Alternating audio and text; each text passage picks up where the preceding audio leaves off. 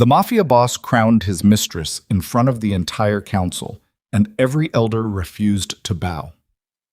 The night Adrian Vosaro placed the Donna crown on another woman's head, the 50-year empire his family had bled to build didn't crack.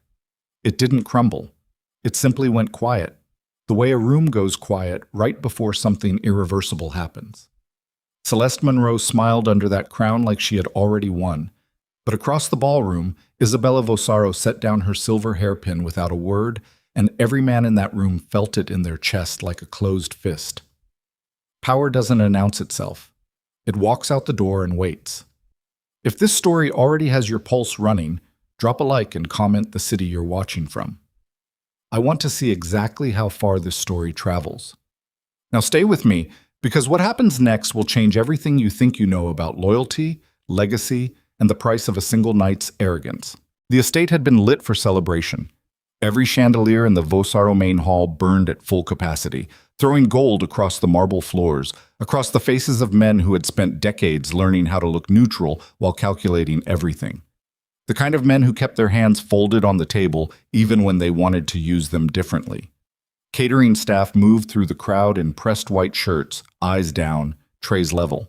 Outside, 3 black SUVs idled near the Iron Gate, because they always idled near the Iron Gate, because that was one of the many small rituals that kept the fiction of normalcy alive in a family where normalcy had never actually existed. 50 years. That was the number on the gold-embossed invitations that had gone out 6 weeks prior, delivered by courier and not by mail, because certain names in certain address books were not the kind of names you trusted to postal systems. 50 years since Dominic Vosaro had walked into a room full of men who thought they owned this city and had quietly, methodically, permanently corrected their misunderstanding. 50 years since a family had carved its name into the infrastructure of power so deeply that you couldn't separate the two without bleeding out the city entirely. Adrian Vosaro knew what tonight was supposed to mean. He stood at the far end of the hall near the arched window that overlooked the gardens, a glass of bourbon in his left hand, the right hand loose at his side, watching the room the way his father had taught him. Not scanning, not hunting, just watching, the way you watch water and read current without touching it. He was 51 years old and he still had the posture of a younger man, the kind of posture that didn't come from vanity, but from a lifetime of situations where standing wrong could cost you. His jaw was tight. It was almost always tight these days. The elders were already seated at the long council table on the raised platform at the north end of the hall. 7 men. The youngest was 63.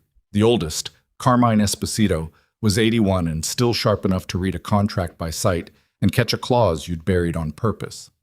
They sat with the stillness of men who had been waiting for something for a long time, though Adrian would have told you they were simply being dignified, and he would have believed it because he had been telling himself comfortable versions of truth for nearly 2 years. Isabella was near the east entrance with Renata, her oldest friend and the wife of the family's chief financial architect. They were not laughing. They were speaking low, and Renata kept her hand on Isabella's forearm in the way you keep your hand on something fragile that isn't fragile at all, but might shatter anyway under sufficient pressure. Isabella wore a navy dress that she had chosen with the quiet precision she applied to everything. Silver earrings, the silver hairpin, the one that had belonged to her mother-in-law, that Dominic Vosaro's wife had worn every day until the morning they buried her, seated in the dark coil of her hair above her left ear. She did not look in Adrian's direction. He noticed. He told himself he didn't.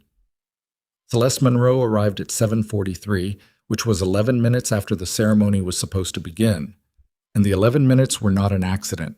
She understood staging. She understood the value of a room that had been waiting. She came through the main entrance in a gown the color of old champagne, her dark hair down in loose waves that had taken someone 2 hours to make look effortless. She was 34 years old, and she knew what she was walking into, and she walked into it like someone who had been practicing this specific entrance in her mind for a very long time. She found Adrian's eyes across the room within seconds. He crossed to her. The room shifted. Not dramatically, not obviously, just the subtle atmospheric change of a gathering that has collectively clocked something it wasn't expecting to clock quite so openly. People kept their conversations going, they kept their glasses raised, but the room had changed, and everyone in it knew it, and the knowing was the thing that mattered. Adrian took Celeste's hand, not her elbow, her hand. Intertwined fingers, a small gesture that would have been unremarkable anywhere else in the world and was here, tonight, in this room, with these specific witnesses, a statement being made at full volume without a single word spoken. Isabella watched it happen. She kept her face composed in the way you keep your face composed when you have been composing it for 18 months and you've gotten very good at it because the alternative was worse than the composure and you understood that, even when understanding it cost you something every single morning. Renata's hand tightened slightly on her forearm. Isabella said quietly, "Don't." Renata let go. She knew Isabella well enough. The ceremony began at 8:05. Adrian moved to the platform with Celeste beside him, and the room arranged itself into the formal configuration that the Vossaro family had maintained for 20 years. Elders at the table, captains standing along the walls, senior staff at the back, family members in the central chairs. Isabella remained at the edge of the room. She had not been asked to take the chair that was, by every precedent and by every rule of this organization, hers. Carmine Esposito spoke first, because Carmine always spoke first. He had a voice that had once carried across crowded rooms without effort and now required quiet to project itself. And everyone in the hall gave him that quiet because no one had ever looked at Carmine Esposito and felt anything other than the particular weight of his presence. He talked about Dominic, about what the family had built and what it had survived and what survival of that kind required. He was measured and careful, and his eyes moved across the room the way they always moved, reading everything, missing nothing. He did not look at Celeste while he spoke. He looked at Isabella once, briefly, and then back at the middle distance of the room. Adrian spoke next. He talked about legacy and about strength and about the future of the family, and his words were polished the way his words were always polished, and he believed most of them, and the ones he didn't believe he delivered with the same conviction as the ones he did, because that was another thing his father had taught him, and another thing that had served him well for a long time. Then he turned to Celeste, and he lifted the Donna crown from the velvet case that had been placed on the council table. The crown was not elaborate. That was the thing people who hadn't seen it always misunderstood. They expected something operatic, gold filigree, embedded stones, the kind of prop that announced itself. But the Donna crown of the Vossaro family was a narrow band of aged silver, blackened at the joints, engraved along the inner edge with a single line of text in a language 3 people in this room could still read. It weighed less than it should have. Its power was entirely in what it meant, which was exactly why it mattered so much, and exactly why what Adrian was about to do with it was going to break something that could not be unbroken. He set it on Celeste's head. The room went silent, not politely quiet, not ceremonially quiet. The silence was the kind that happens when a room full of people has collectively run out of the social machinery required to process what just occurred. Celeste's chin came up. Her shoulders settled. She looked exactly like she had planned to look, which was triumphant, which was, in this room, with these men, an extraordinary miscalculation she didn't yet have the context to recognize. Adrian turned to face the council, expecting the formal acknowledgement that was part of the ceremony. The 7 words spoken in sequence by the 7 elders. It was procedural. It had always been procedural.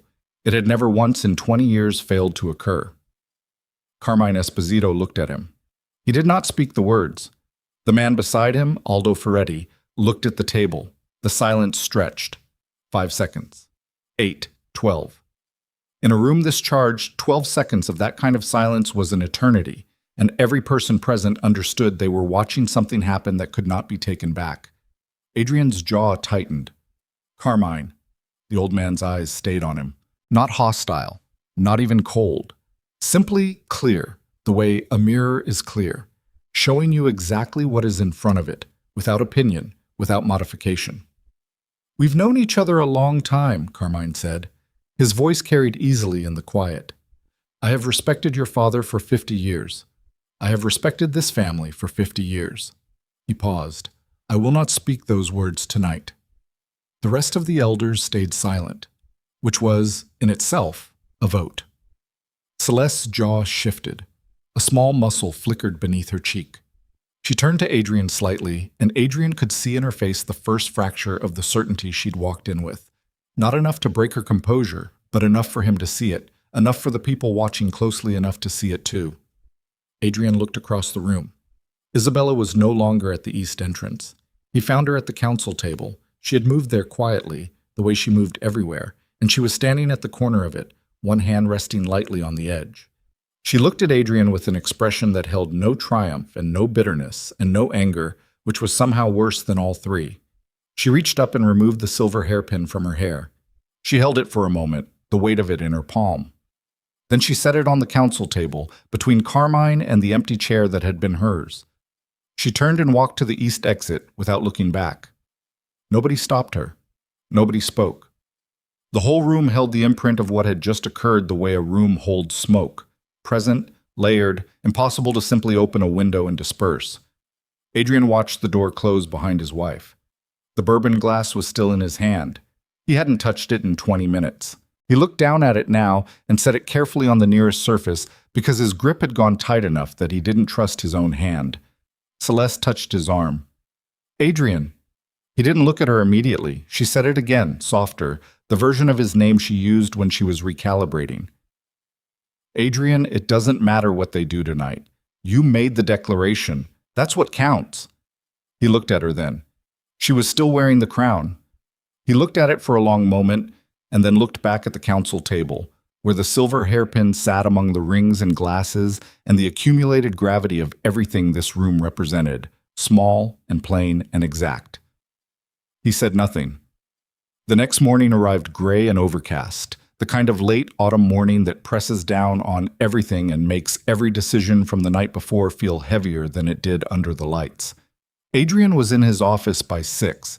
He had not slept well, and he was not the kind of man who slept poorly and showed it. So he had showered and dressed and poured himself coffee and was sitting behind his desk with the kind of focused stillness that could have looked from the outside like control. It was not control. It was the surface of control. The thin top layer. Marco Vizzini knocked and entered without waiting, a habit Adrian had always permitted because Marco had been with him for 16 years, and because Marco brought him information the way other people brought good morning greetings, efficiently and without performance. 3 calls came in after midnight, Marco said. He set a folded notepad on the desk. Ferretti, Russo, and Benedito. None of them are returning any of Celeste's staff's messages this morning. Adrian looked at the notepad. She's already making calls. She had a list ready before the ceremony. Marco's tone was neutral. It was always neutral, which was one of the things Adrian valued about him and occasionally found quietly unnerving. She's been organizing a household staff rotation for 6 weeks. She sent the new schedule to the estate manager at 7 this morning. On whose authority? Hers, or the authority she's assumed she has. Adrian set down his coffee cup. Get me Carmine.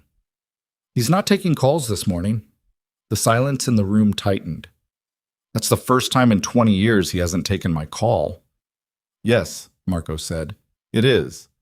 Adrian stood and moved to the window. The gardens below were wet, leaves down across the stone pathways, the fountain shut off for the season, and the basin collecting rainwater that hadn't yet frozen. He looked at it for a long time. Where's Isabella? She left the estate last night. She's staying at the Ferretti house. A pause. Renata's invitation. She arrived around 1 in the morning. The Ferretti house. Yes. Aldo Ferretti. The same Aldo Ferretti who had looked at the table during the ceremony, who had not spoken the words. Adrian absorbed this without visibly responding to it, which required effort, which he did not permit himself to show. What else? Benedetto's captain called me directly at 6:30, off the record. He wanted me to know that the Benedetto crew is holding on any pending contracts with the estate until further notice. He used the phrase, pending review of current leadership structure. His words, not mine. That phrase, that specific phrase, Adrian had used it himself a dozen times over the years when he wanted to communicate displeasure without committing to a specific action. He recognized it the way you recognize a move on a board that someone else learned from watching you play. He turned from the window. She moved fast, he said, and he didn't specify which she meant, and Marco didn't ask for clarification, because Marco understood the situation well enough to know that at this particular moment, both women were in motion, and the trajectories were not what Adrian had planned. By afternoon, 3 additional things had occurred that should not have occurred. A routine supply authorization that required a countersignature from the estate had been ignored. A meeting with 2 regional captains that had been scheduled for Tuesday had been quietly rescheduled without explanation to a date that had not yet been provided. And a woman who had spent the last 8 months positioning herself as the administrative center of the Vossaro household had discovered, by mid-afternoon, that 3 of the 4 senior staff she had attempted to dismiss that morning had simply declined to leave. Celeste found Adrian in the library at 3 o'clock. She closed the door behind her. She was still wearing the gown from the night before. She had not slept. Adrian could see it in the edges of her face, the fine tightness around her eyes. But she had removed the crown and her hair was pulled back now, and she looked less like a performance and more like the actual woman underneath the performance, which was, Adrian had learned over 23 months, sometimes more difficult to navigate than the performance. "They're not listening to me," she said. He didn't look up from the papers on the desk. "Who isn't?" "Anyone. Your staff? The kitchen? The woman who manages the East Wing treated me like I was a guest who'd overstayed. Marta's been with the family for 19 years. I don't care how long she's been here. You made me Donna last night." He looked up then. Celeste's eyes were sharp and direct and entirely without apology, which was one of the first things that had drawn him to her. The way she held his gaze when other people looked away. The way she didn't perform deference she didn't feel. He had found it compelling for a long time. He was finding it, at this moment, something else. "I gave you the title," he said. "The title isn't the same as the position." "You told me." "I know what I told you." The room held that between them for a moment. Celeste moved to the chair across from the desk and sat down. Not gracefully, practically, the way you sit when you're calculating rather than performing. "The elders made you look weak last night." "I know what happened last night." "Then you need to fix it, today. You call Carmine, you call all of them, and you make it clear that what happened at the ceremony stands and they don't have a choice." He looked at her steadily. "That's not how this works." "Then explain to me how it works, because from where I'm standing, you're the one who runs this family, and if they won't, I run this family because they allow me to." His voice was quiet and even, and it stopped her. "Because they have always allowed me to. Because my father built something that required their participation, and I have spent 15 years maintaining that participation. You don't command the elders' loyalty, Celeste. You earn it across decades of not making catastrophic mistakes." She stared at him. "Last night," he said slowly, "may have been a catastrophic mistake." The silence between them was a different quality now. Not the performative silence of 2 people making a point at each other, but the genuine silence of 2 people who are looking at the same thing and seeing it differently, and are beginning to understand that the difference is larger than either of them had previously accounted for. Celeste stood. "You brought me here," she said. "You put that crown on my head in front of all of them. If you're rethinking that now, you should have rethought it before last night, not after." She left. He stayed at the desk and listened to the door close. He thought about the silver hairpin on the council table. He had asked Marco to retrieve it that morning, and Marco had told him, carefully, that it was no longer there. That Renata had taken it when she left the estate with Isabella. That someone had thought to take it. That it had been taken deliberately. He opened the file on his desk, the one he had been avoiding all morning. It had been placed there by Marco without explanation, which meant Marco had thought the explanation would be better received in written form. It was Isabella's personal record of family business activity over the previous 8 years. Not the official record. Her record. The one she had apparently maintained separately, thoroughly, and with a level of operational detail that made the official documentation look like a summary. Page after page of negotiations, decisions, crisis interventions, communications managed on behalf of the family, conflicts mediated, problems absorbed, disasters that Adrian had never known existed because they had been resolved before they ever reached his desk. He read for 2 hours without stopping. By the time he was finished, the light outside had shifted toward evening, and the gray sky had darkened, and the coffee on the desk had gone completely cold.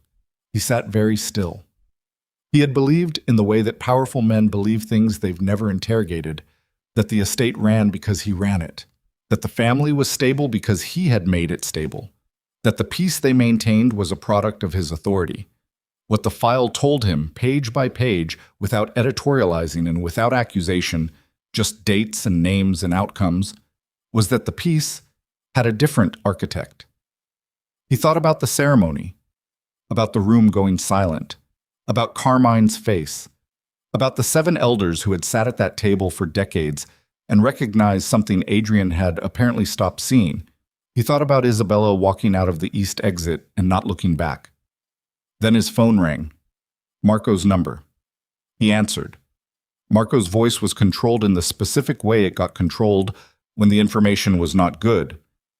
2 hours ago, someone accessed the family financial architecture through a secondary channel, not the main system. One of the legacy access points that predates the current security framework. A pause.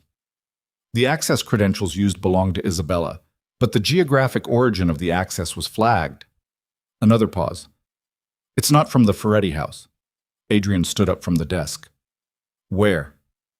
We're still pinning it down, but Adrian, and this was the moment, the catch in Marco's voice, the fractional break in 16 years of controlled delivery. Whoever accessed that system pulled the dormant files, the ones from 7 years ago, the ones nobody's touched since the Meridian situation. The Meridian situation. A name Adrian had not thought about in 7 years. A name connected to a decision he had made in a moment of pressure that he had buried so carefully, so thoroughly, that he had almost convinced himself it had never happened. His hand tightened on the phone. Find out who accessed it, he said, and find Isabella. The line was quiet for a moment. Then Marco said, I think, Adrian, those might be the same task. The Ferretti house sat 12 miles east of the Vossaro estate, on a road that curved through pine trees old enough that their roots had cracked and lifted the asphalt in 3 separate places, and nobody had bothered to fix it because the people who used this road didn't report potholes to the county. The house itself was large without being ostentatious, the kind of structure built by a man who wanted permanence rather than impression, and it had settled into the landscape over 40 years the way solid things settle, deeply, without apology, without any visible intention of moving. Isabella had been given the east guest room, which overlooked the back garden and had a window that rattled slightly in wind, and she had been awake since 4 a.m, sitting at the small desk in the corner with her laptop open and a cup of tea gone cold at her elbow, and the silver hairpin on the desk beside the keyboard where she could see it without having to reach for it. She was not reading the files for the first time. She had been reading them, in pieces, for 7 months.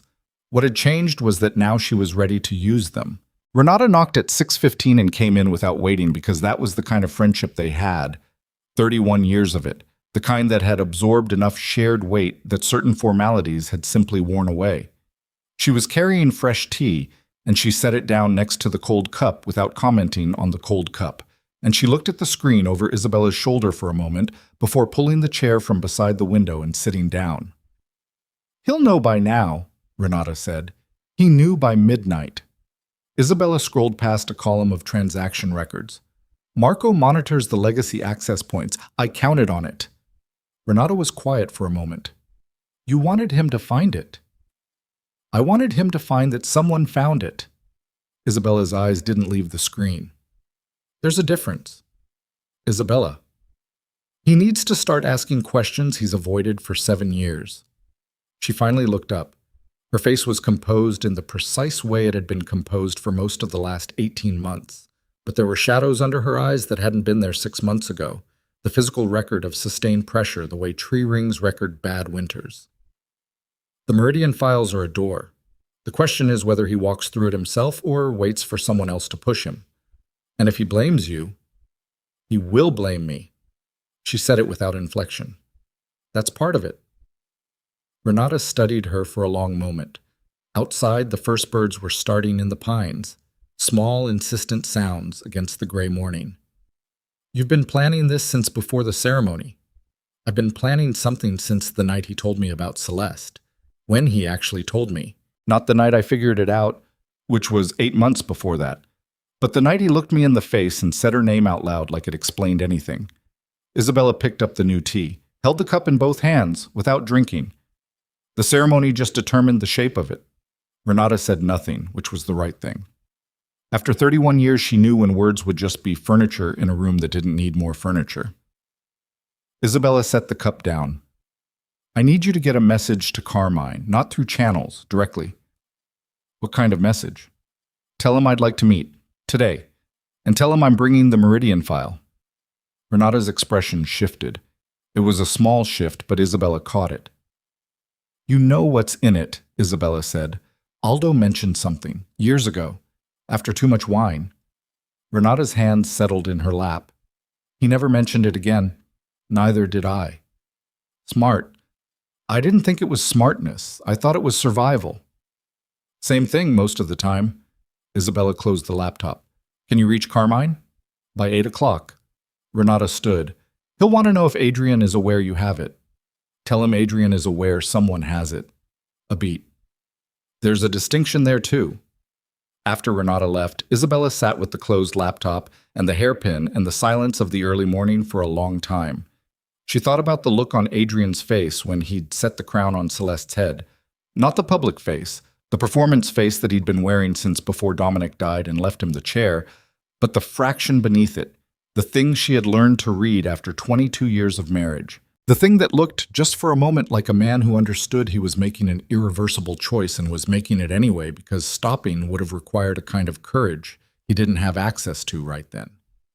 She understood that, actually.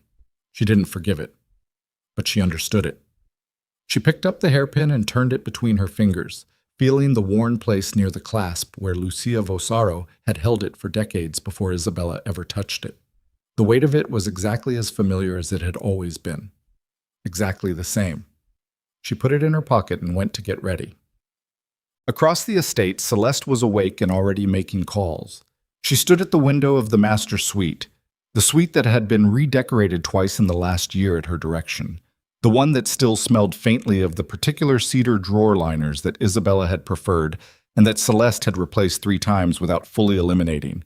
And she was on her phone with a low, fast voice.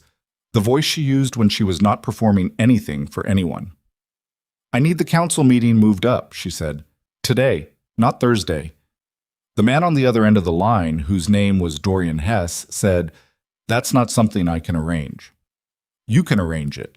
You've been arranging things for this family for 6 years, Dorian, and every single one of those arrangements has gone through me since March.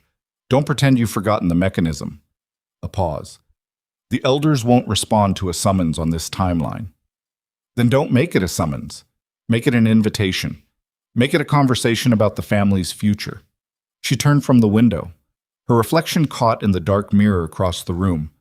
Dress from last night changed, hair up, the crown back on, which she had made a decision to continue wearing the way soldiers make decisions to continue advancing past the point where retreating was survivable. Carmine Esposito had dinner with Aldo Ferretti 2 nights ago. I want to know what was said. I don't have access to... Then get access. That's what I'm paying you for. She ended the call before he could respond and stood for a moment in the middle of the room with the phone against her palm and her breathing deliberately steady. She had learned a long time before she met Adrian Vosaro that the moment when things started going wrong was the exact moment when you had to appear most certain. Certainty was a resource like any other. It could be manufactured, deployed strategically, and it had a direct effect on how people around you behaved. The problem she was encountering, which she had not fully anticipated, was that the people in this particular environment had spent their entire adult lives in rooms full of people performing certainty. They had calibrated detectors for the performance. They were not responding to it the way people outside this world responded to it. She needed Adrian to respond, publicly, conclusively. She found him in the corridor outside the East Library on her way downstairs.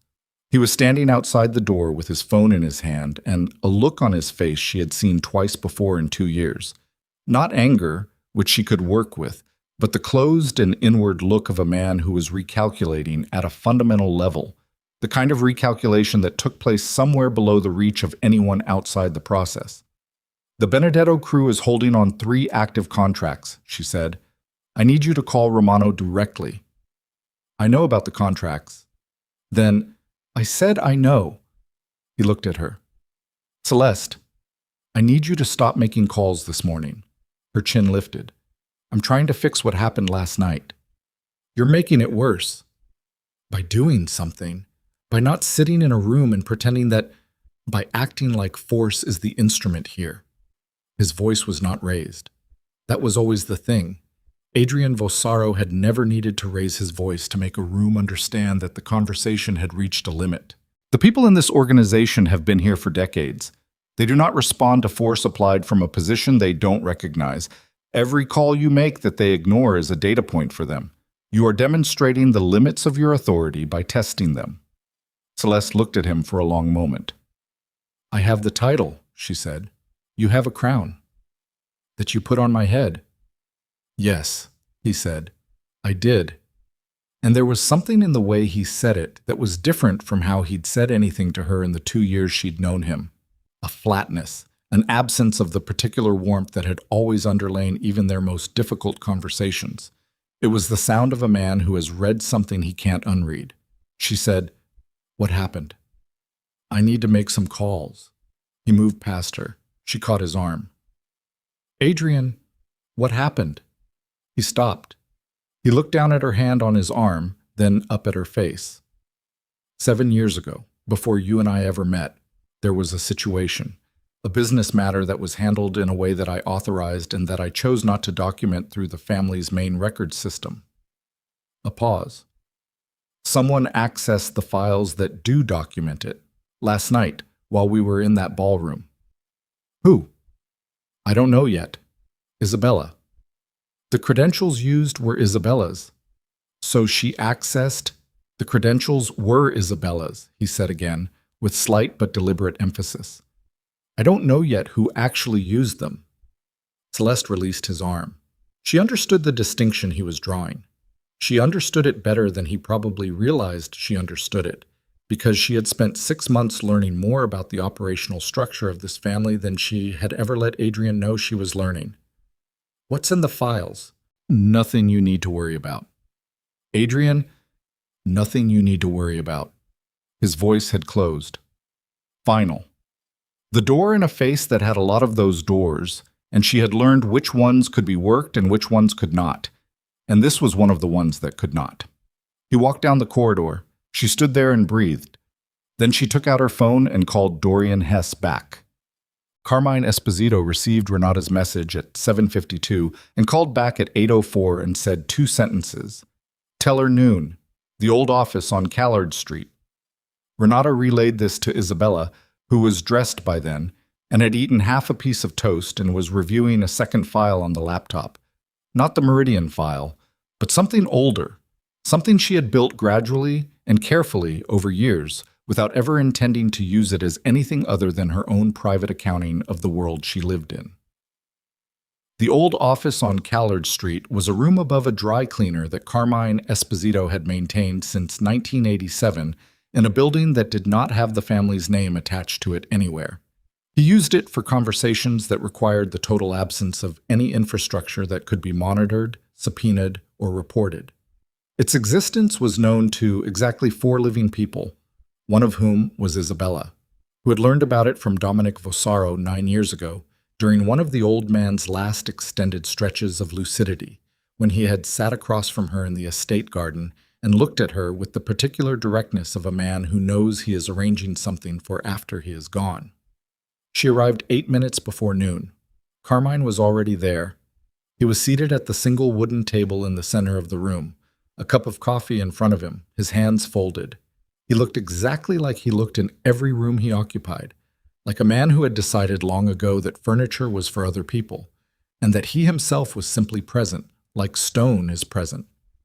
Isabella sat across from him. She put the flash drive on the table. Carmine looked at it. He didn't touch it. How long have you had it? 7 months. I found the access point through the estate's legacy system and pulled what I could reach. It took 6 months to decrypt. What's on it? The Meridian transaction, complete. Ledgers, communications, the authorization chain. She let that sit for a moment. Adrian gave verbal authorization for the Meridian payment. The man who documented it kept his own record because he was the kind of man who kept records, and he filed it in a partition of the system that nobody used after the migration in 2018. He died in 2020. The file just sat there. Carmine was quiet for a long time. The street sounds from below came up through the floorboards. A car, voices, the hiss of something mechanical. Finally, "What do you want?" "I want to ask you something first." He waited. "Did you know?" The old man's eyes didn't move. "I suspected. At the time, I made a decision not to investigate because investigating would have damaged the family more than the thing I suspected." He paused. "It is a decision I have continued to make for 7 years, and it is a decision that has sat in a particular place in my chest for 7 years, and I will not tell you it was comfortable." Isabella nodded slowly. The Meridian payment funded the acquisition of territory from the Cassano family. It built the Eastern Corridor that accounts for 30% of the current family revenue. Adrian used it to strengthen a position that ultimately benefited everyone in this organization. And the man who died was not an innocent man. She said it flatly and without decoration, the way you say things that are true and complicated and that you've had a long time to make peace with. But the decision to let him die was Adrian's, and it was made because the man had started to become a liability, and that is a different thing from the transaction itself. Carmine looked at the flash drive. "I'm not bringing this to the family because I want Adrian destroyed," Isabella said.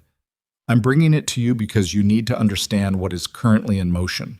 Because Celeste Monroe has been using Dorian Hess as a parallel communication channel for 8 months. Because 3 of the contacts Hess maintains are in the Cassano family's current network. And because the reason Celeste wants control of this family's administrative center has nothing to do with Adrian Vossaro." The old man's face did not move. Isabella leaned forward slightly. "She has been building a case, documentation, financial records, the kind of material that, if it reached the Cassano network, would give them everything they'd need to take this family's Eastern Corridor apart from the inside. Not through war, through exposure." She paused. "She doesn't want to run the Vossaro family, Carmine. She wants to use it as a mechanism to deliver a controlled collapse that benefits the people on the other side of that corridor." The silence in the room was absolute. Carmine unfolded his hands and placed them flat on the table. It was, for him, the equivalent of a physical reaction. "You have evidence of this. I have enough to build the rest, but I need 2 things from you. First, I need the council to hold its position. No capitulation to Adrian's demands regardless of what he offers or threatens over the next 72 hours. Second, I need access to Dorian Hess's call records from the last 90 days. That's not something I can... You have a grandson who works in telecommunications. I know because I was the one who helped him get the job." She said it without pressure, simply as a statement of existing geometry. "I'm not asking for anything illegal. I'm asking for records that will confirm or deny what I believe is happening, and I'm asking with enough time to act on them before Celeste pushes Adrian into a public consolidation that locks the family into a structure she controls." Carmine looked at her for a very long moment. "The hairpin," he said finally. She reached into her pocket and placed it on the table beside the flash drive. He looked at it. His face changed just slightly, the finest shift of something that was not sentimentality, but was perhaps the nearest he allowed himself to get to it. "Lucia would have liked you," he said. "She would have said you have the same kind of patience she had. She used to say patience was a thing that looked like waiting from the outside and looked like work from the inside." She was right. He picked up the flash drive, turned it between 2 fingers. 72 hours.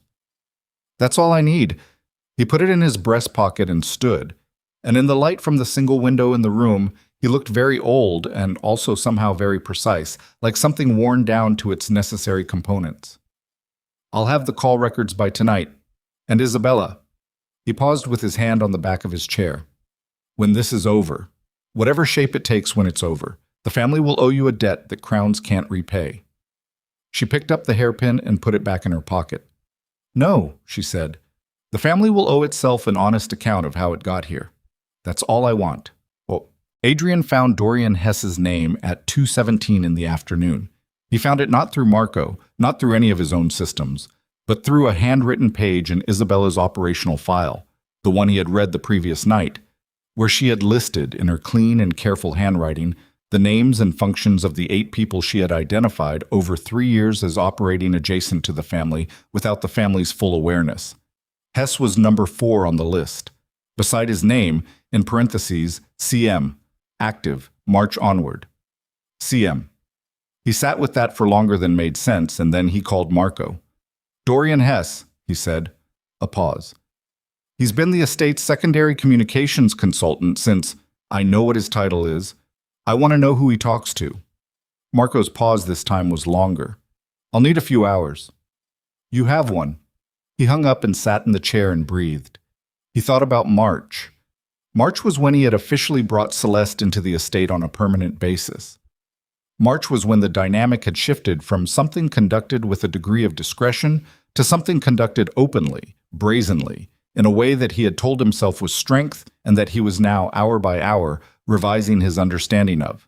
He thought about the Eastern Corridor, about Meridian, about a decision he had made at 44 years old in a room with 3 people, 2 of whom were now dead, when the family had been 3 months from a contraction that would have taken 15 years to recover from. He had made the choice that stabilized everything. He had lived with the weight of that choice by distributing it across enough time that it became part of the background rather than part of the foreground. He thought about what it would mean if that choice was now in motion. Marco called back at 3:41. Hess has been in contact with a number registered to a man named Victor Solin, Marco said. 47 calls in the last 6 months. Solin is a financial intermediary. He has a registered address in 3 cities and operates primarily as a go-between for companies that don't want their names in the same document. A pause. One of his known clients, as of 18 months ago, is an asset management group called Meridian Capital Partners. Adrian's hand tightened on the phone. Not the Meridian situation, not the same Meridian, but the name. The name sitting there in the middle of this like a nail someone had placed deliberately in a road. Is it the same, different entity, different structure? But the naming is... Marco stopped. It's either a coincidence or it's a message. Nothing in my life is a coincidence right now. No, Marco said. I don't think it is. Adrian stood. He moved to the window. The grounds below were quiet in the late afternoon gray. 2 of his men visible near the south gate, everything looking as it always looked, ordinary and maintained and completely surface, the way things look when everything underneath them is moving. Where is Celeste right now? He said. She left the estate 40 minutes ago. She told the gate she was going to meet with a florist about the East Wing renovation. She's not meeting with a florist. No. He pressed his free hand against the window glass. Cold. Immediate. The glass was cold, and the world outside was going dark. And somewhere in that world, Isabella Vosaro was in motion with 7 months of careful preparation and a file that could reshape everything. And somewhere Celeste Monroe was in a car being driven toward a meeting that had nothing to do with flowers.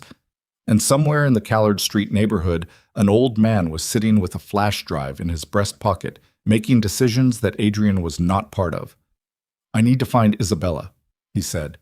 Marco's voice was careful. She's at the Ferretti house. No, she isn't. Not anymore. He pulled his hand from the glass. She hasn't been there since this morning. Renata told me Isabella went to rest, but Renata was composed in a very specific way when she said it, the way she gets composed when she's covering something. He had called Renata himself at noon, and she had given him exactly 3 sentences and gotten off the phone, and those 3 sentences had had the quality of sentences that had been prepared in advance. Find her. Adrian, Marco paused again. This pause was the one he used when what he was about to say was going to be difficult. There is something else. Adrian waited. The access to the Meridian file last night. I finished tracing it an hour ago. Another pause. It wasn't accessed from outside the estate. It was accessed from inside, from the secondary terminal in the East Library. The East Library. Where Celeste had come to find him this morning. Where he had been sitting when she arrived at 3 o'clock, apparently from upstairs, apparently from the master suite, except that the master suite was on the west side of the building, the East Library. She accessed it from inside, he said.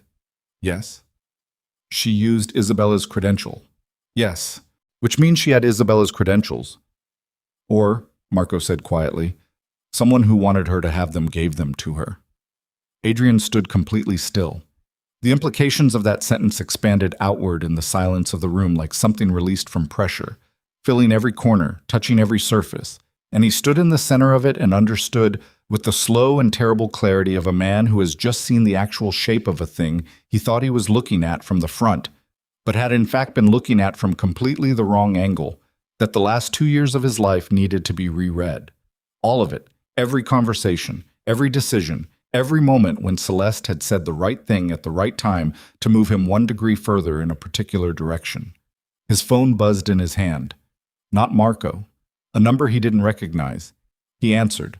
A voice he hadn't heard in 2 years said, "You should come to Callard Street, Adrian. There are things you need to see with your own eyes."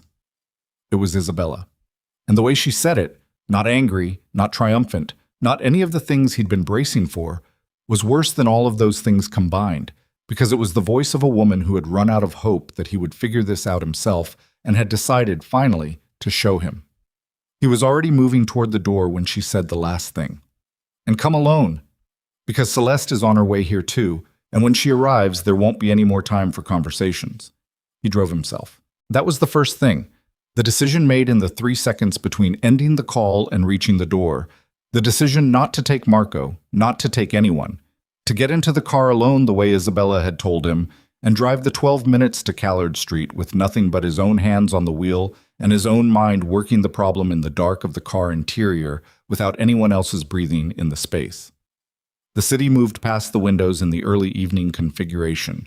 Streetlights coming on, the last of the commuter traffic thinning, a few pedestrians with their collars up against the cold that had settled in during the afternoon. Ordinary. The city always looked ordinary from inside a moving car. Adrian had spent 20 years being grateful for that. The way the ordinary exterior of things provided cover, and right now the ordinary exterior of the city felt like a rebuke. He parked 2 blocks from Callard Street and walked. The dry cleaner below the office was closed, the grate pulled down, a single light left on inside that threw a dim rectangle onto the sidewalk. He used the side entrance, the one that accessed the stairs directly, and he climbed without touching the railing because the railing had always been loose, and he had always found that detail irritating, the kind of small maintenance failure that suggested a level of inattention he didn't permit in his own buildings. The door at the top was open 3 inches. He pushed it. The room held 3 people. Carmine Esposito at the table, as he had been at noon, hands folded, coffee cup replaced with a glass of water. Isabella standing to the left of the table near the window, and she turned when the door opened and looked at him with the expression he had braced for in the car, except it wasn't the expression he had braced for. It was quieter than that, more tired, the expression of someone who has been carrying a very specific weight for a very specific time and is now in the room where the carrying either ends or doesn't. The third person was Renata Ferretti, seated against the far wall with a folder closed on her lap and her hands crossed over it. Adrian looked at his wife. She looked back. 22 years. He knew her face better than any face on earth, which meant he could read the things that weren't visible in it the way you read absence of sound in a house you know well, by what should be there and isn't. The anger wasn't there. The grief he had expected, some residue of the night before, the ceremony, the crown, none of that was visible. What was visible was focus. The absolute consolidated focus of a woman who has narrowed the entire field of her attention to a single point. "Sit down," she said. He sat. She opened her laptop on the table in front of him. A document filled the screen. A call log, numbers and timestamps running in columns down the page. She reached past him and scrolled to a highlighted section near the bottom. October 4th, she said. Dorian Hess to Victor Solon, 11 minutes. October 9th, 18 minutes. October 15th. That one was 42 minutes, which is an unusually long call for 2 people who are supposed to be maintaining a professional intermediary relationship. She straightened. "Do you know what they discussed on October 15th? Marco couldn't get the content. I could." She moved back to her side of the table. "I've had Hess's secondary phone mirrored since August. Not his work phone, his personal phone. The one he bought in cash from a store in another county because he's careful. She paused. He's not as careful as he thinks. Adrian looked at the call log, then up at her. How did you? It doesn't matter how I did it.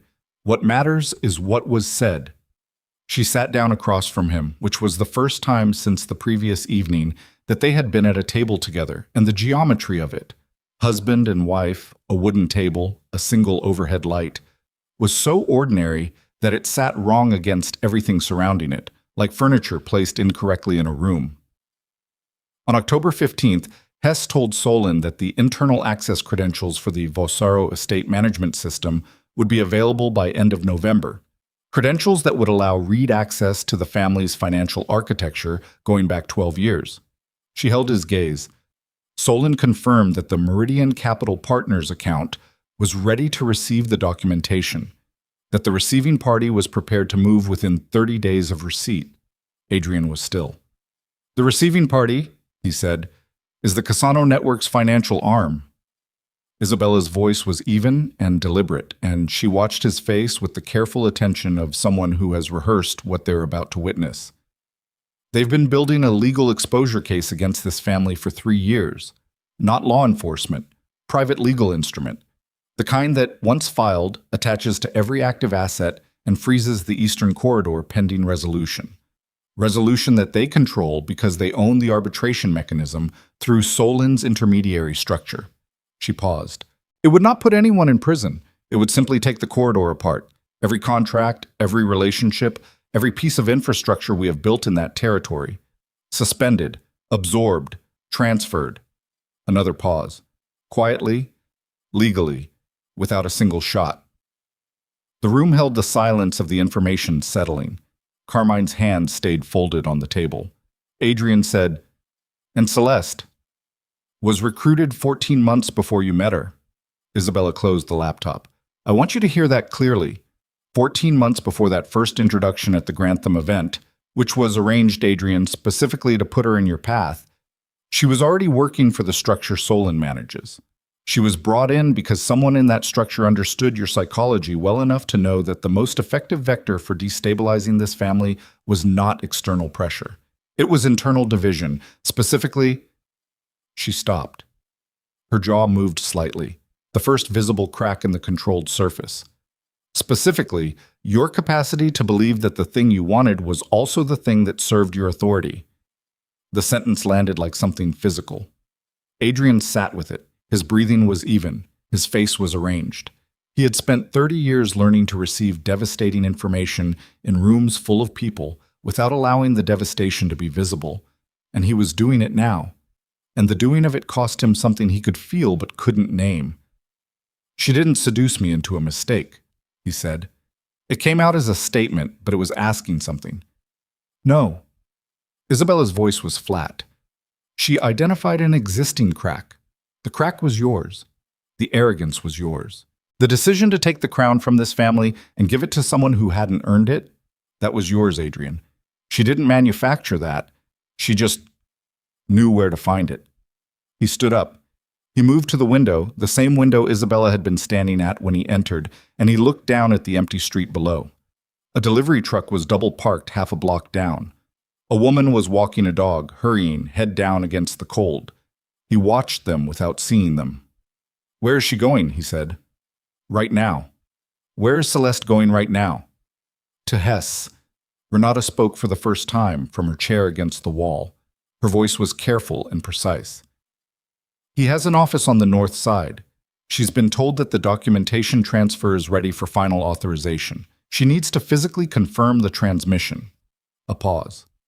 "Once she does, the file goes to Solon within the hour, and Solon forwards to the arbitration mechanism within 24 hours, and after that, we can't stop it," Adrian said. "No," Renata said. "We can't." Adrian turned from the window. He looked at Carmine. The old man met his gaze with the same unmodified directness he had maintained for every moment of the past 24 hours.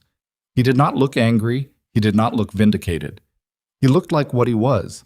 A man who had been right about something, had known he was right, had said nothing because the person who needed to understand had not been ready to understand, and who was now watching the understanding arrive too late or barely in time or somewhere in the terrible geography between those two things. "You knew this was happening," Adrian said to him. "I suspected. This morning, I began to know." Carmine looked at Isabella. "Your wife has spent 7 months building a case you could have built in 7 days if you had been paying attention to what was in front of you." The sentence was not cruel. That made it worse. "What do I need to do?" Adrian said. Isabella looked at him. "We need to intercept Hess before the transfer. Not through force. If we move on him physically, it triggers a contingency protocol and the file transmits automatically. Solon built a dead man switch into the structure." She turned the laptop around and showed him a diagram. Not complicated, actually. A simple transmission chain with 3 nodes. Hess has to initiate the transfer manually, which means he has to believe he's doing it willingly under normal conditions. "You want to stop her before she gets to him. I want Celeste to walk into that office believing everything is proceeding on schedule, and I want her to walk out with nothing." She paused. "But to make that happen, I need access to one thing I don't have." He waited. "I need your authorization code for the estate's primary financial system, the one only you control, the one that allows a reset of all subsidiary access credentials simultaneously." She looked at him steadily. "If I reset the credentials before she authorizes the transmission to Hess, every document she's compiled through the estate's management access becomes corrupted, unverifiable. The provenance chain breaks, and Solon's arbitration case falls apart because the evidence can't be authenticated." Adrian stared at her. "You're asking me to give you administrative control of the family's financial system." "I'm asking for one code, used once, for one specific purpose." She didn't break eye contact. "And yes, I understand what I'm asking." The room was quiet. Adrian thought about 22 years. About a woman who had every reason to use this moment differently, who had been handed a public humiliation and a private betrayal and 7 months of accumulated evidence, and could have aimed all of it in a direction that destroyed rather than preserved. Who had chosen instead to sit in a room above a dry cleaner with an 81-year-old man and a laptop and a plan that required handing her estranged husband the chance to refuse. He said the code. 12 digits. He spoke them clearly and she typed them as he spoke, and the system responded with a confirmation window, and she executed the reset without hesitating, and then she closed the laptop. "It's done," she said. "She has nothing." A phone buzzed on the table. Not anyone's phone. A burner that Renata produced from her bag and held toward Isabella. "It's Hess's line," Renata said. "The mirror." Isabella took it and listened. Adrian watched her face. He watched the controlled surface of it hold for 3 seconds, and then he watched something change. Not break, not collapse, but shift. The way a structure shifts when something it wasn't designed to handle contacts it. Her eyes moved, just slightly, to the middle distance, to some point above the table, and her breathing changed, one longer exhale, and then she put the phone down. "What?" he said. She looked at him. "Hess isn't at the Northside office." "Where is he?" She turned the burner phone toward him so he could see the screen. A text. 3 words from a number not in any contact list, sent to Hess's phone 40 seconds ago. "She's been made." Adrian read it twice. "Someone warned him," he said. "Someone warned him," Isabella confirmed. "Who knows we're here?" The question expanded into the room and touched everyone in it. Carmine's hands unfolded on the table. Renata looked at the folder in her lap. Isabella looked at Adrian, and Adrian looked back at her, and in the 2 seconds of that exchange, he ran through every person who had known about this meeting, which was Renata, who had arranged it, Carmine, who had received the message through Renata, himself, who had been told by Isabella directly, and Marco, who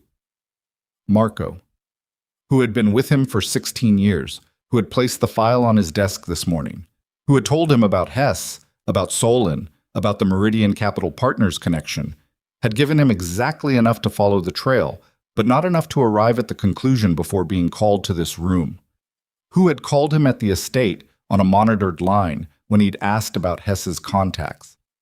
Adrian's phone was in his jacket pocket. He had made 3 calls from it in the past 4 hours. The phone had been in his possession the entire time. He pulled it out and looked at it. He thought about the call to Marco at 3:41.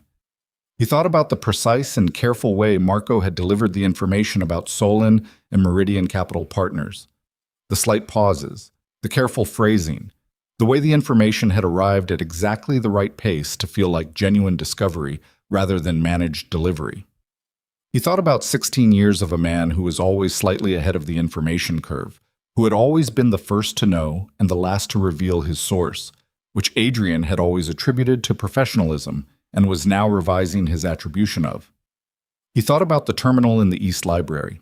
Celeste had used the East Library at some point last night or this morning to access the Meridian file with Isabella's credentials.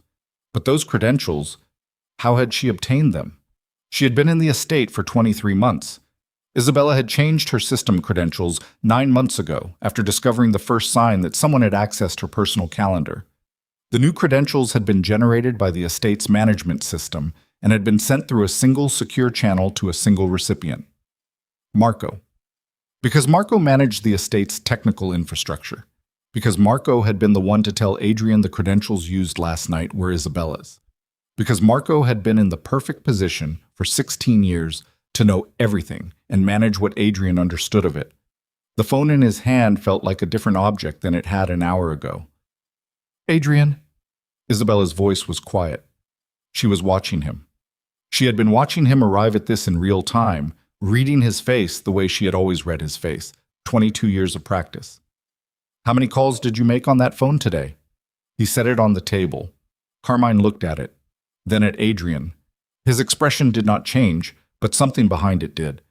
The adjustment of a man who has just added a piece to a map he was already reading. 3 calls, Adrian said. His voice came out level. The level was real, not performed. The level of a man who has passed through the initial impact and arrived at the place below it where everything is very clear and very cold and very actionable. Marco, twice. And you. He looked at Isabella. He heard everything. He heard the code. Isabella's head turned toward Renata.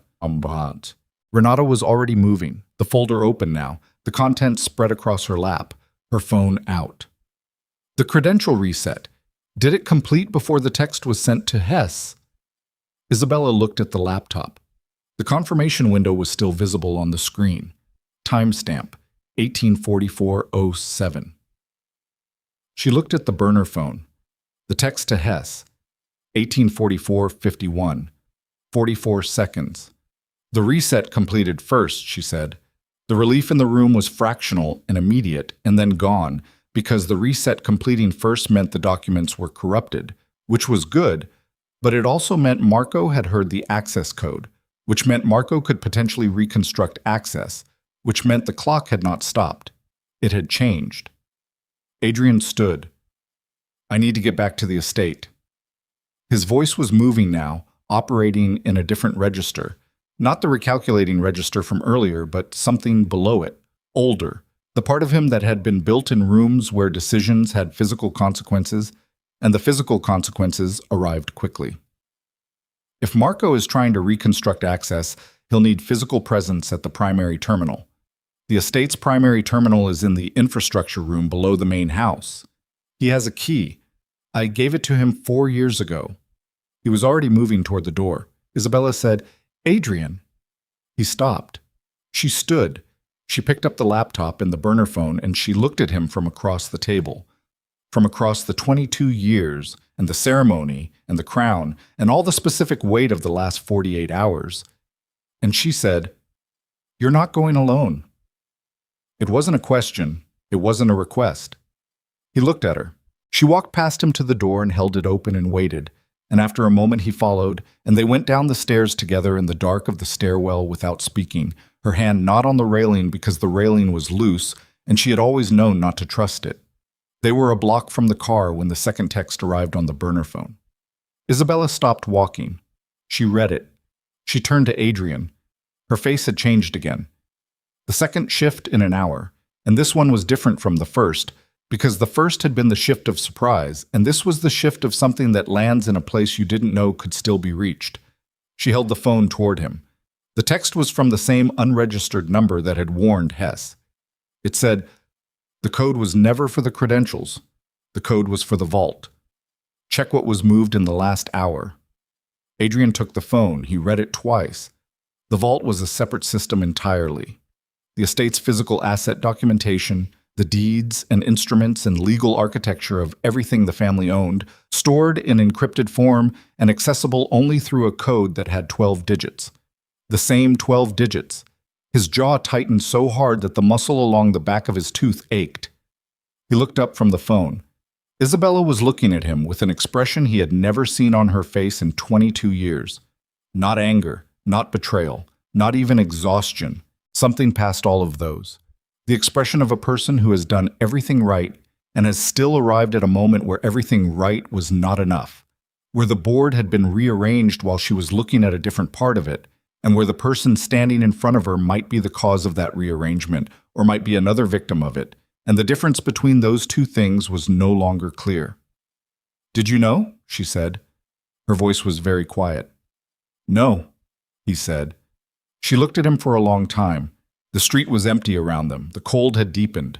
Somewhere 2 blocks away, a car alarm sounded briefly and then stopped. The city doing its ordinary thing while the ground underneath them shifted in ways the city couldn't see. "Isabella, I heard you." She took the phone back. Her hand was steady. "I heard you say no, and I need to decide if I believe you, and I need to decide it in the next 30 seconds.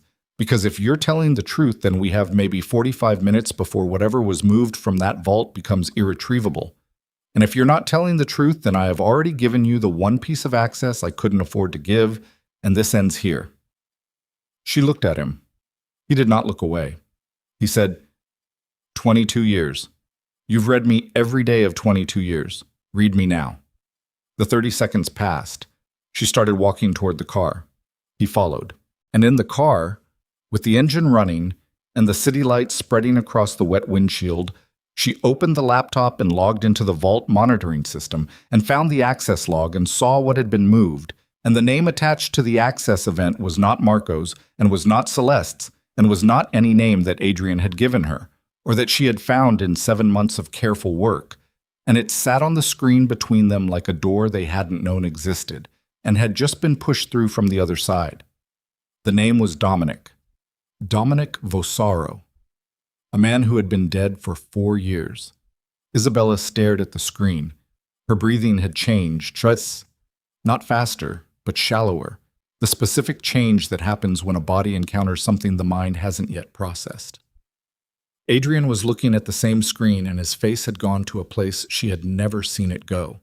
Past control, past the surface of control, down into something raw and unprotected that she had spent 22 years believing didn't exist in him or existed so deep it would never surface. "He's not dead," Adrian said. The words came out flat and absolute, not as a question, not with inflection, the way you say something you have just understood is true, and that the understanding of which is rearranging everything you thought you knew about the last 4 years of your life. "Or someone has his codes," Isabella said. "No one has his codes." Adrian's voice was the voice of a man breathing underwater. "He generated them himself, never written down, never shared. He told me once—" He stopped. "He told me once that the vault was the one thing he would never hand over, not even to me. When he was gone, it would lock permanently. That was his instruction. That was what I was told happened." He turned to look at her. She turned to look at him. And in the wet dark of the car, on a street above a dry cleaner where an 81-year-old man was still sitting with a flash drive and a glass of water, they looked at each other across the full terrible width of what they were now facing. Not the betrayal of a mistress, not the maneuvering of an enemy network, not even the treachery of a man Adrian had trusted for 16 years, but the possibility of something that made all of those things small. The possibility that the architect of everything was not Celeste Monroe, was not Victor Solin, was not the Cassano Network's financial arm. The possibility that it was the man who had built the family, who had, perhaps, never actually left it. Isabella closed the laptop. Her hands were not entirely steady. She put them flat on her thighs and breathed once, fully, and looked out the windshield at the city going about its ordinary evening, and she understood. With the complete and devastating clarity of a woman who has spent 7 months preparing for one version of the truth and has just discovered there is a version beneath it, that everything she thought she was walking toward was actually the first step of something she hadn't been shown yet, and that whatever she did next would have to come from a part of herself she had never had to use before. Because the woman who had planned for Celeste, for Hess, for Solon, for Marco, for the ceremony and the crown and the council and all the careful architecture of the last 7 months, that woman had been preparing to save a family from an outside threat wearing an inside face. She had not been preparing for the possibility that the inside was deeper than she knew, and that the man who might be waiting at the bottom of it had taught Adrian everything he knew about power, including how to aim it, and including, she was beginning to understand, how to be aimed by it without ever knowing the hand on the trigger. She turned to Adrian. "Drive," she said. And the way she said it told him that whatever came next, she had already decided she was going to be standing at the center of it rather than at the edge, and that the decision had cost her something, and that she had paid it anyway, because some debts you choose and some debts choose you, and the difference is whether you survive the choosing. Adrian drove. He drove the way he did everything when the calculation was finished and the decision was made. Without excess movement, without performance. Hands at the correct positions on the wheel, eyes forward, the engine doing what the engine was built to do. But his jaw was working. A small, repeated tension and release along the left side, the kind of physical tell he had never fully eliminated despite 30 years of training himself out of tells. And Isabella could see it from the passenger seat the way she could always see it. And she said nothing about it because there was nothing useful to say. The estate was 14 minutes from Callard Street at this hour. He made it in 9. The gate guard stepped out of the booth as the car approached, and Adrian had the window down before the man reached him. "Where's Marco?" he said. The guard's expression shifted in the small way that expressions shift when the answer to a question is not the answer anyone wants. "He left about 40 minutes ago. Said you'd called him to the north office." Adrian's hand tightened on the wheel. "I didn't call him." The guard looked at him. "Open the gate," Adrian said. They went through. He parked at the side entrance and they moved fast across the stone pathway toward the main house. And the cold hit fully now. The deep evening cold that had settled in and committed, the kind that found the gap between collar and neck and stayed there. Isabella had her laptop bag over one shoulder and the burner phone in her hand, and she was already pulling up the vault monitoring system as she walked, reading the screen in motion. And Adrian watched her do it from the corner of his eye and thought about what it had cost her to build this level of operational capability in secret over 7 months while managing the deterioration of everything else. And the thought sat in his chest like a stone, and he let it sit there because there was nowhere else to put it. The main house was lit normally, staff moving through the ground floor corridors, the appearance of a normal evening. Celeste was in the front sitting room. She was standing when they came through the entrance hall, and her face when she saw them together, Adrian and Isabella, side by side, moving with a shared direction, underwent a sequence of micro-adjustments so fast that only someone who had been watching her face closely for a long time would have caught them. Surprise, then suppression of surprise, then something else that was not quite fear but was adjacent to it and was trying very hard not to be visible. She was still wearing the crown. Adrian looked at it. He walked past her without speaking. "Adrian," her voice carried the authority she had been practicing for 2 years. "I need to speak with you. Later. Now." She moved a step in front of him, and he stopped, and they stood in the entrance hall with Isabella 2 paces behind and the crown between them and all the specific weight of the last 48 hours pressing down on every square inch of the space. He looked at her face. She looked back. She was very good. He had always known she was very good, and he had interpreted that quality as strength and compatibility and had not asked, for 23 months, what the goodness was in service of. He was asking it now, and the answer was arriving in real time from the accumulated evidence of the last 7 hours, and the arriving of it felt like something physical, not pain exactly, but the specific sensation of understanding landing in a body that had been holding itself against it. "Where were you going this afternoon?" he said. "I told you, a florist." "Where were you going?" A beat. Her chin came up. The movement she used to reset, he recognized it now as a reset rather than confidence. A tiny mechanical adjustment she made when the performance needed to shift registers. I was making arrangements that you've been too distracted to make. Someone has to manage this family's public presence while you're… Celeste. He said her name the way you say a word when you're taking it apart to examine what it's made of. Dorian Hess, Victor Solin, Meridian Capital Partners. He watched her face through each name. Tell me which one of those you want to discuss first. The sitting room was very quiet. She looked at him. Then for the first time she looked at Isabella. A full, direct look. Not the peripheral awareness she usually maintained, but an actual reckoning. One woman looking at another across the specific geography of what stood between them, and what Isabella saw in that look was not guilt and not shame, but the adjustment of a tactician who has just confirmed that a variable she thought she had controlled has slipped containment. You've been talking to her, Celeste said. I've been listening to her. His voice was flat, which I should have been doing for considerably longer. Celeste moved, not toward the door, not backward, but sideways, a fluid repositioning that brought her closer to the entrance of the sitting room and further from the direct line between Adrian and Isabella. It was a small movement, and it was entirely instinctive, and it told Adrian more than any of her words had told him in 23 months. Whatever she's shown you, Celeste said, you need to consider who built it and why. I've considered it. She has a version of events that serves her own… Stop. His voice still flat, still even, but with something in it that cut. I've read Isabella's file. 7 months of documentation built while I was busy dismantling 20 years of her work. I've seen Hess's call logs. I know about Solin. I know about the arbitration mechanism. He paused. And I know the credential reset happened before you could complete the transfer. So whatever you were carrying to that office today, it's already gone. Celeste's breathing changed. He saw it. The chest movement, slightly faster, the body's honest reaction under the managed surface. The vault, she said. And the word arriving told him, with complete certainty, that she knew about the vault access. She knew about Dominic's name on the log. She had known before he did, which meant she had been monitoring for it, which meant the vault had been part of the plan in a way that the Meridian documentation was not. What do you know about the vault? He said. Her jaw shifted.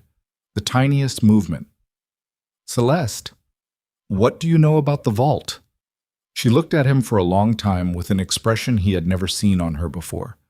Not because it was new to her face, but because it was a face he had never been shown. The performance was gone. What was underneath it was something focused and cold and surprisingly tired, the way a person looks when they have been carrying a lie for so long that the setting it down is its own kind of exhaustion. He said you'd find it, she said. The room changed. Who? Adrian said. She looked at him. Say it, he said. Say his name. Dominic. She said it without inflection, without apology. The words sitting in the room between them like a stone dropped into still water, the rings moving outward and touching every edge. He reached out to me 18 months before we met. Not through Solin, directly. A private meeting arranged through a contact I had in a completely separate context. I didn't know who he was at first. He used a different name. A pause. By the time I understood, I was already inside the arrangement. Adrian was not moving. Isabella, behind him, was not moving. He's alive, Adrian said. He was alive 16 months ago. I don't know what he is now. I haven't had direct contact in 8 months. Her voice was careful and exact. He communicated through Solin after the first 3 meetings, and through Marco. Marco. The name came out of her mouth, and Adrian felt it hit him somewhere in the sternum, not metaphorically but physically, a tightening that moved through his chest and into his arms. Marco worked for Dominic before he worked for you, Celeste said. He always worked for Dominic. The 16 years with you were… She stopped. Chose the word. An assignment.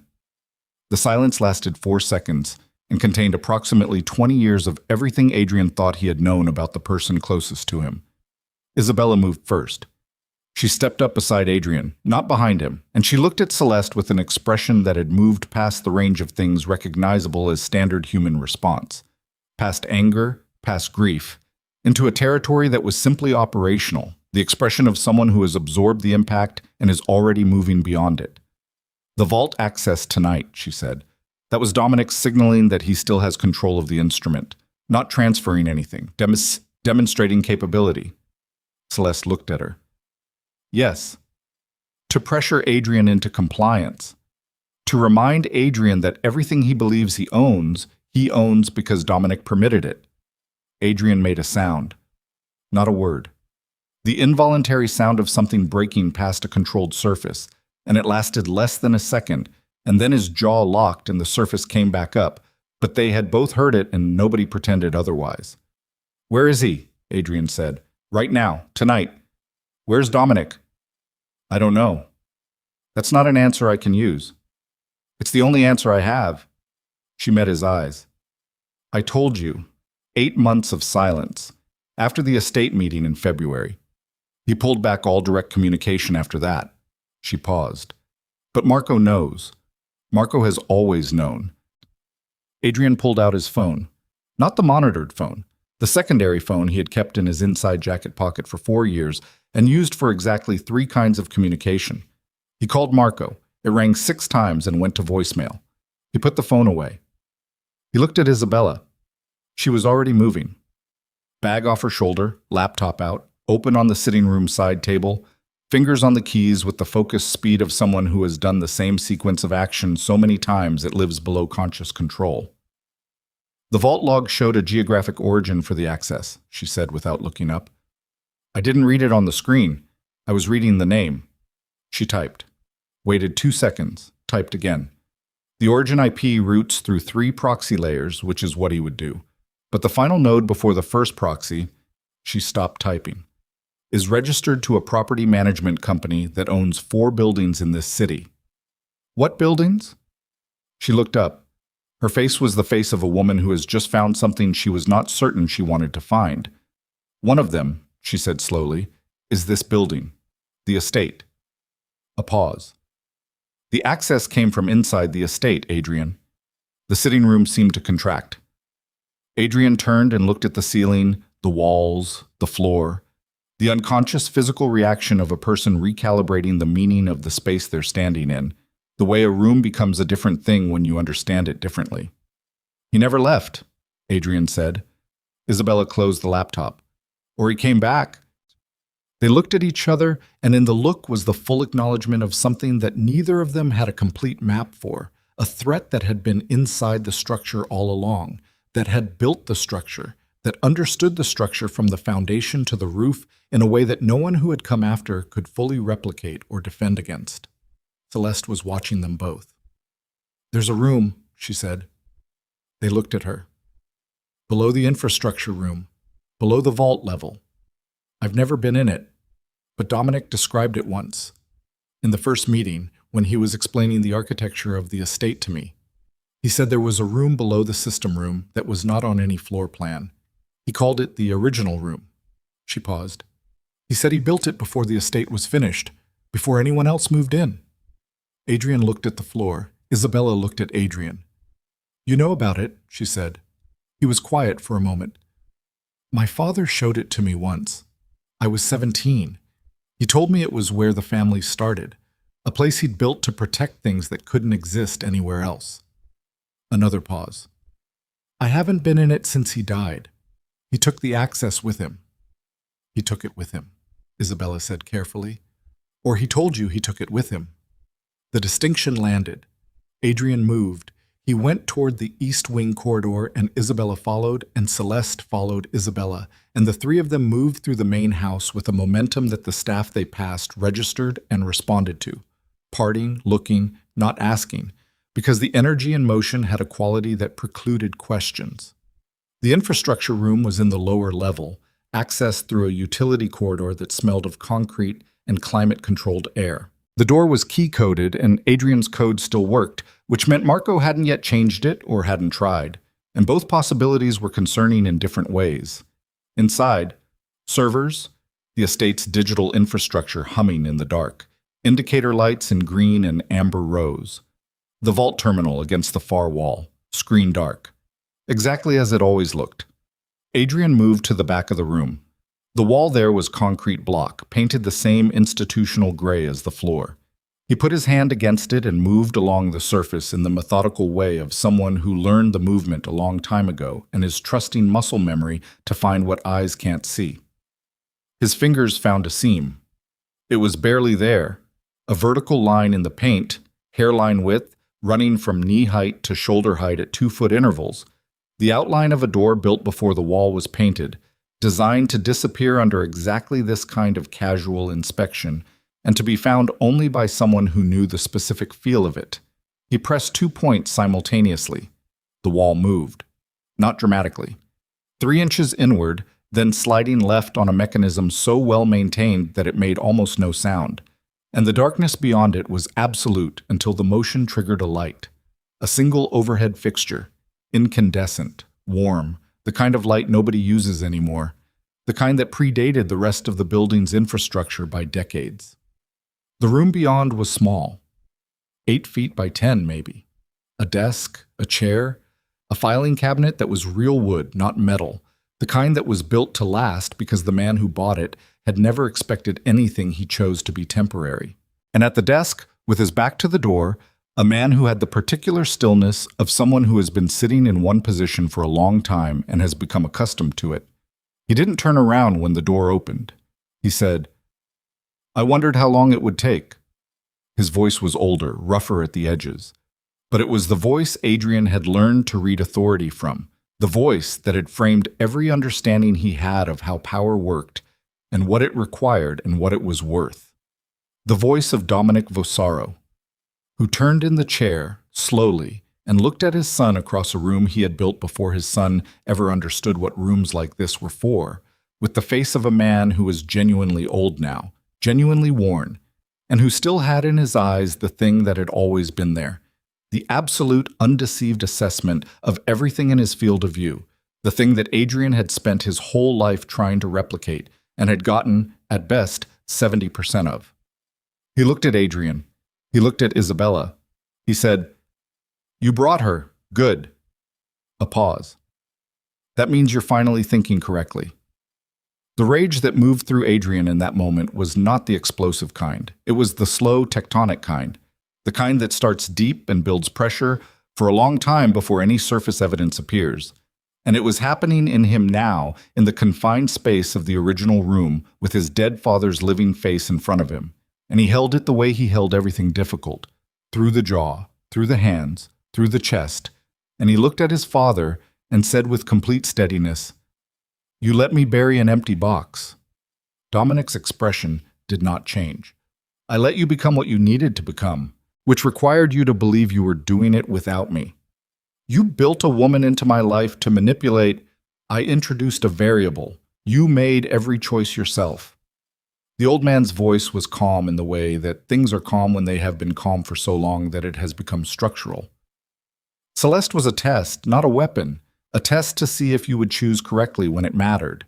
He looked past Adrian to where Celeste stood in the doorway, and his expression shifted, just slightly, into something that was not quite guilt but acknowledged the distance between the original intention and the current outcome.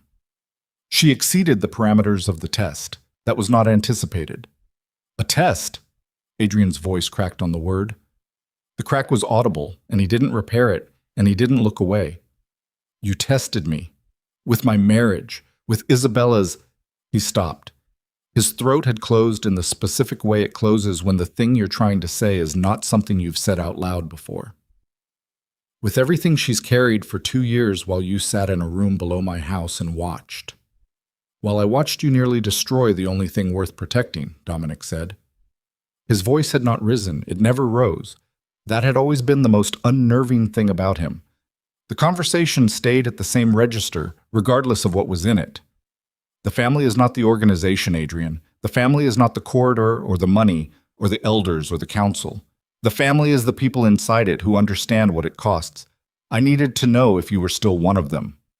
Isabella stepped forward. She stepped around Adrian and she stood in front of Dominic Vossaro, and she looked at him with the look she had been building the components of for 22 years. Every late night, every silent morning, every sacrifice that went unwitnessed because she had chosen to make it without witnesses. And she said, You knew what he was doing to me.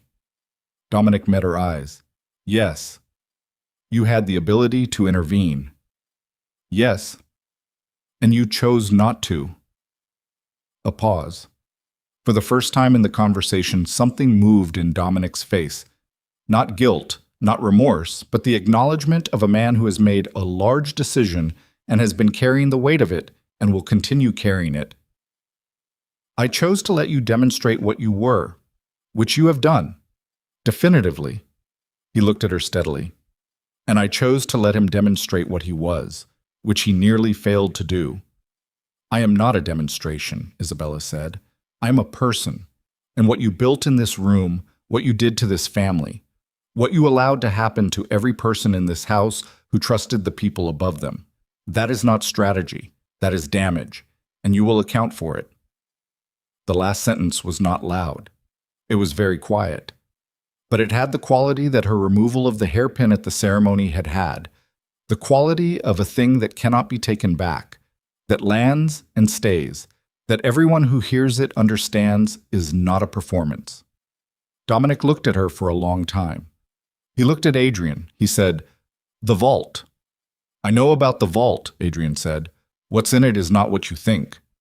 "Then tell me what's in it."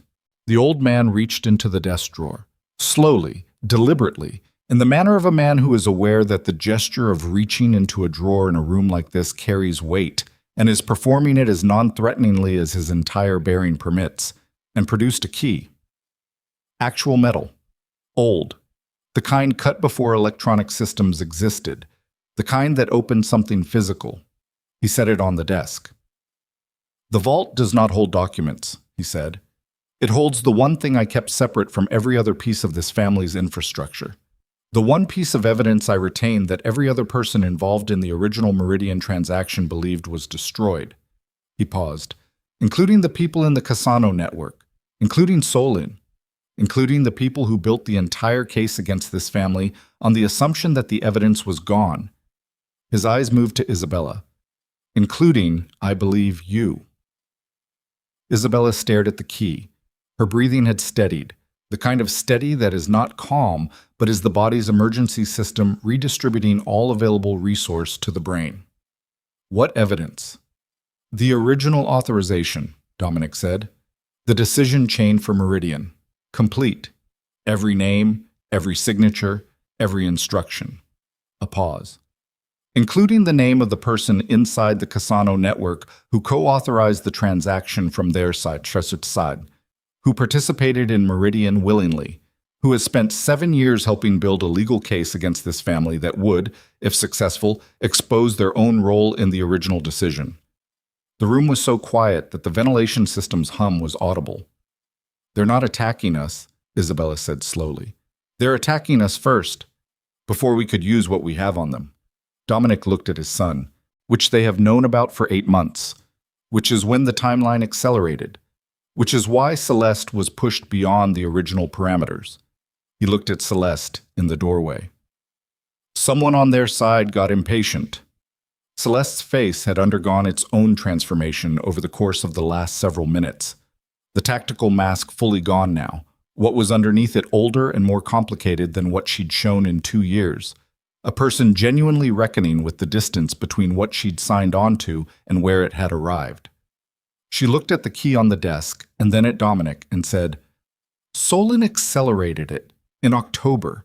He told me the timeline had changed and that if I didn't deliver the documentation by the end of November, the contingency would activate and I would be the contingency." "Meaning you would be exposed," Isabella said. "Meaning I would be handed to your family as the sole responsible party for everything, while Solin and the network extracted themselves." Her voice was flat and factual. "I have been on the wrong side of a closing door for 4 months.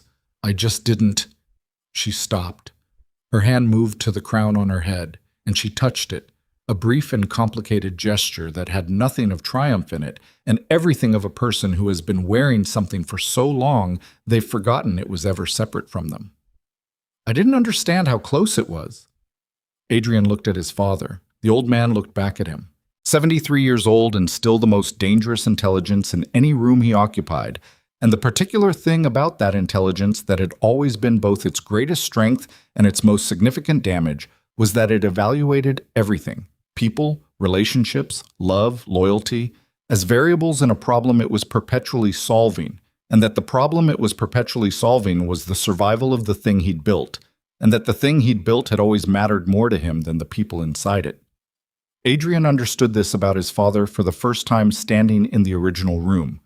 Understood it completely, without defense, without sentimentality.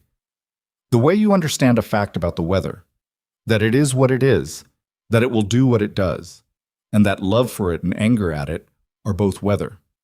The key, he said. Dominic nodded at it on the desk. Adrian picked it up. He looked at it in his hand. Metal. Real. A thing you could hold. He looked at Isabella. She was looking at him with the expression she'd worn in the car, the one that was past the range of the recognizable, the one that had decided something at a cost she hadn't finished paying. She looked at the key in his hand and then at his face, reading it the way she always read it, and whatever she found there made her exhale once, briefly, through her nose. "The vault is 3 levels up," she said. "I know where it is." "Then we need to move. Because if Solon knows Celeste didn't deliver and he activates the contingency..." The burner phone in her bag started vibrating. She pulled it out. She looked at the screen. The number was Hess's line. But the text wasn't from Hess. The text was from the same unregistered number that had sent the warning earlier, and it said 4 words that landed in the room with the weight of a door slamming shut from a very great height. "Marco has the vault." Adrian was already moving before the sentence finished registering, through the door of the original room and into the infrastructure room and toward the corridor, and Isabella was 2 steps behind him with the key and the laptop, and 16 months of preparation that was now converging on a single point in a building above them, where a man who had served for 16 years under false pretenses was standing in front of a physical vault with whatever he'd been instructed to retrieve. And the only question that mattered in the next 4 minutes, was whether they reached it first.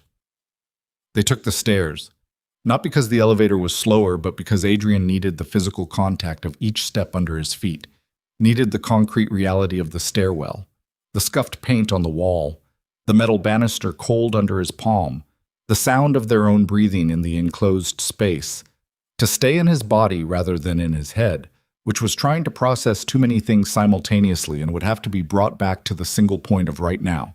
This stairwell, this building, this moment. Isabella was behind him. He could hear her breathing, measured, deliberate, the breathing of someone who has made a decision about their own fear and is holding it at a specific distance. He could hear Celeste behind her, which surprised him, that she was still moving with them rather than toward an exit, and he didn't turn to verify it but accepted it as data and moved. The vault level was 2 floors above the infrastructure room and 1 below the main residential wing. A corridor that most of the staff had never entered because there was never a reason to enter it. A door at the end of it, steel-framed, set into the wall in a way that suggested the wall had been built around the door rather than the door installed after. The corridor light was on, which meant someone was there, or had been there recently. Adrian slowed at the corridor entrance, put his hand out behind him. Isabella stopped. He listened. Silence. But the specific silence of a space recently occupied, the residual quality of displaced air, the faint trace of something that didn't belong in an empty corridor. He knew that quality the way he knew other things he'd never articulated, from 30 years of rooms that required attention to what wasn't being said. He moved along the corridor wall. The vault door at the end was closed, but the access panel beside it, a steel box with a manual keyhole below the electronic interface, was open. The cover plate had been removed and was on the floor. Someone had bypassed the electronic system entirely and gone to the manual level, which required both knowledge of the bypass mechanism and a physical tool specific to this vault, which had existed in exactly 2 places: Dominic's desk in the original room and Adrian's own office safe. Adrian reached into his jacket pocket. The key was still there. He looked at the access panel, at the open cover plate on the floor. The vault door was closed, but not sealed. The locking sequence indicator on the side panel showed amber rather than red, which meant the bolts were retracted. Someone had opened the vault and not relocked it. He pushed the door. It swung inward on balanced hinges that made no sound. Marco was inside. He was standing at the back of the vault with a metal document case in his left hand and his phone in his right, and he turned when the door opened with the expression of a man who has calculated for multiple scenarios and is now determining which scenario this is. He was 53 years old and looked at tonight in a way he hadn't looked at yesterday. Something worn through. The particular exhaustion of a person who has been performing a version of themselves for 16 years and has the performance unmasked before the exit was ready. He looked at Adrian. He looked at the key in Adrian's hand. He looked at Isabella behind Adrian. He said nothing. Adrian stepped into the vault. The space was narrow, 8 feet across, 12 deep, shelves on both sides holding physical document files in labeled boxes. A fireproof cabinet at the far end where the document case Marco was holding had clearly been removed from, the cabinet door still open. "Put it down," Adrian said. Marco's hand tightened on the case. "Put it down, Marco." "You don't understand what's in this." "I know exactly what's in it. My father told me 30 minutes ago." He kept his voice flat. He kept his body between Marco and the door. "He's alive." "You know he's alive. How long have you known?" Something moved through Marco's face. Not surprise, which confirmed it, but the adjustment of someone shifting from one prepared position to another. "Since the beginning," he said. "Since before you came to work for me." "Yes." The word was very quiet, and it filled the space completely. Adrian stood with it. He let it be what it was. 16 years was not nothing. He could feel the weight of 16 years in his chest. The specific density of time spent in genuine proximity to a person. The mornings and the late calls and the information exchanged and the trust extended without examination, because the track record had always been there, and the track record had been, he now understood, curated, managed, presented with the exact consistency required to remain beyond question. "He placed you with me," Adrian said. "He needed someone who could report accurately, who could manage certain information flows." Marco's voice was not apologetic. It was careful, the careful of a man who is still calculating, still working the problem, still looking for the angle that gets him out of this room intact. "You needed someone capable. I was capable. It wasn't—" He stopped. "It was never nothing, Adrian. I want you to know that." "Don't," Adrian said. Marco stopped. "Don't tell me what it was." His voice was still flat and still even, and the flatness was costing him something he could feel in the back of his throat. "Tell me what's in the case." Marco looked down at it, then back up. The co-authorization from the Cassano side, the original, signed, with the specific name Dominic retained. A pause. "If this gets out, if Solin's people get this, it doesn't just protect them, it destroys us.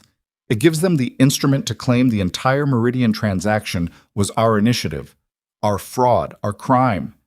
He looked at Adrian steadily. "I was taking it to protect it. That's the truth. Whatever else I've done, what I was doing right now was protecting this family. Protecting it by removing its most significant leverage. Protecting it by keeping it from a vault that Solin's people have had the access architecture for since October." Marco set the case down on the shelf beside him. Slowly, deliberately.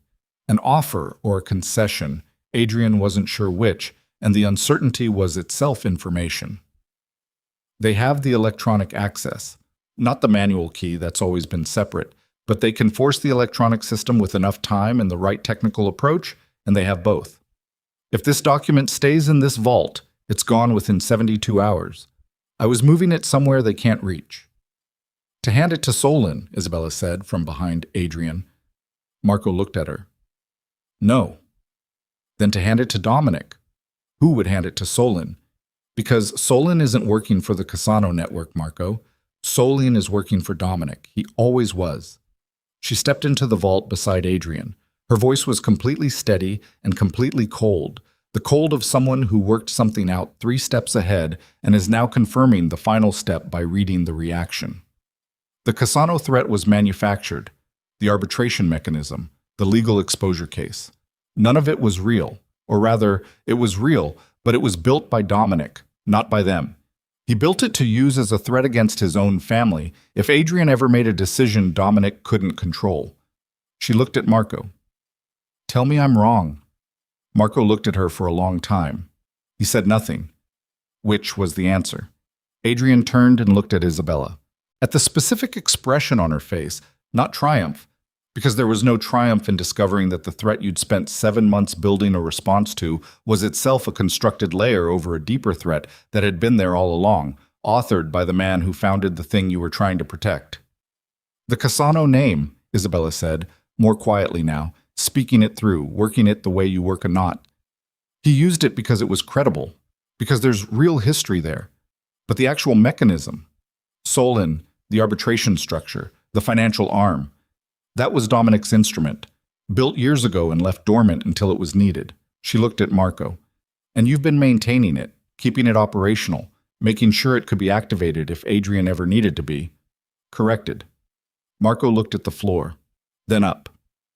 "He built this family. Everything in it is his. He had a right. He has no right to any person in this building," Adrian said. The sentence was very quiet, and it was the first thing he'd said in the past several minutes that came from somewhere below the operational level, somewhere that had not been accessed in the course of this conversation until this moment, and the quality of it stopped everyone in the room. Marco looked at him. Adrian looked back, and what was in his face was not the face he'd been wearing since entering the vault. Not the controlled, assessing, managing face that he'd built over 30 years and that had become so habitual he sometimes forgot it was a construction. What was underneath it was older and less structured, and, at this particular moment, exhausted in a way that the face never permitted. "Give me the case," he said. Marco picked it up and held it toward him, and Adrian took it from his hand, and the transfer was the quietest thing that had happened in the last 4 hours. 2 men exchanging a piece of metal that contained the ruin or the survival of everything, with nothing dramatic in the gesture, just the weight of it passing from one hand to another. "Get out of the estate," Adrian said. "Tonight. Don't come back." Marco stood for a moment longer than necessary. He opened his mouth. "There's nothing you can say," Adrian said. "Leave." Marco left. They listened to his footsteps going back down the corridor, measured and even. The walk of a man who had decided not to run because running would have made it something it wasn't. And maybe that was its own kind of integrity, or maybe it was just the last performance in a long series. And either way, the footsteps went to the end of the corridor, and then to the stairs, and then there was nothing. Isabella put her hand on the vault shelf. Not on Adrian. On the shelf. Steadying herself, not dramatically, just the small, honest gesture of a person who has been standing under sustained pressure for a long time and is acknowledging it privately. Adrian looked at her hand on the shelf. He looked at the document case. He said, "You knew Solon was Dominic's." "I suspected.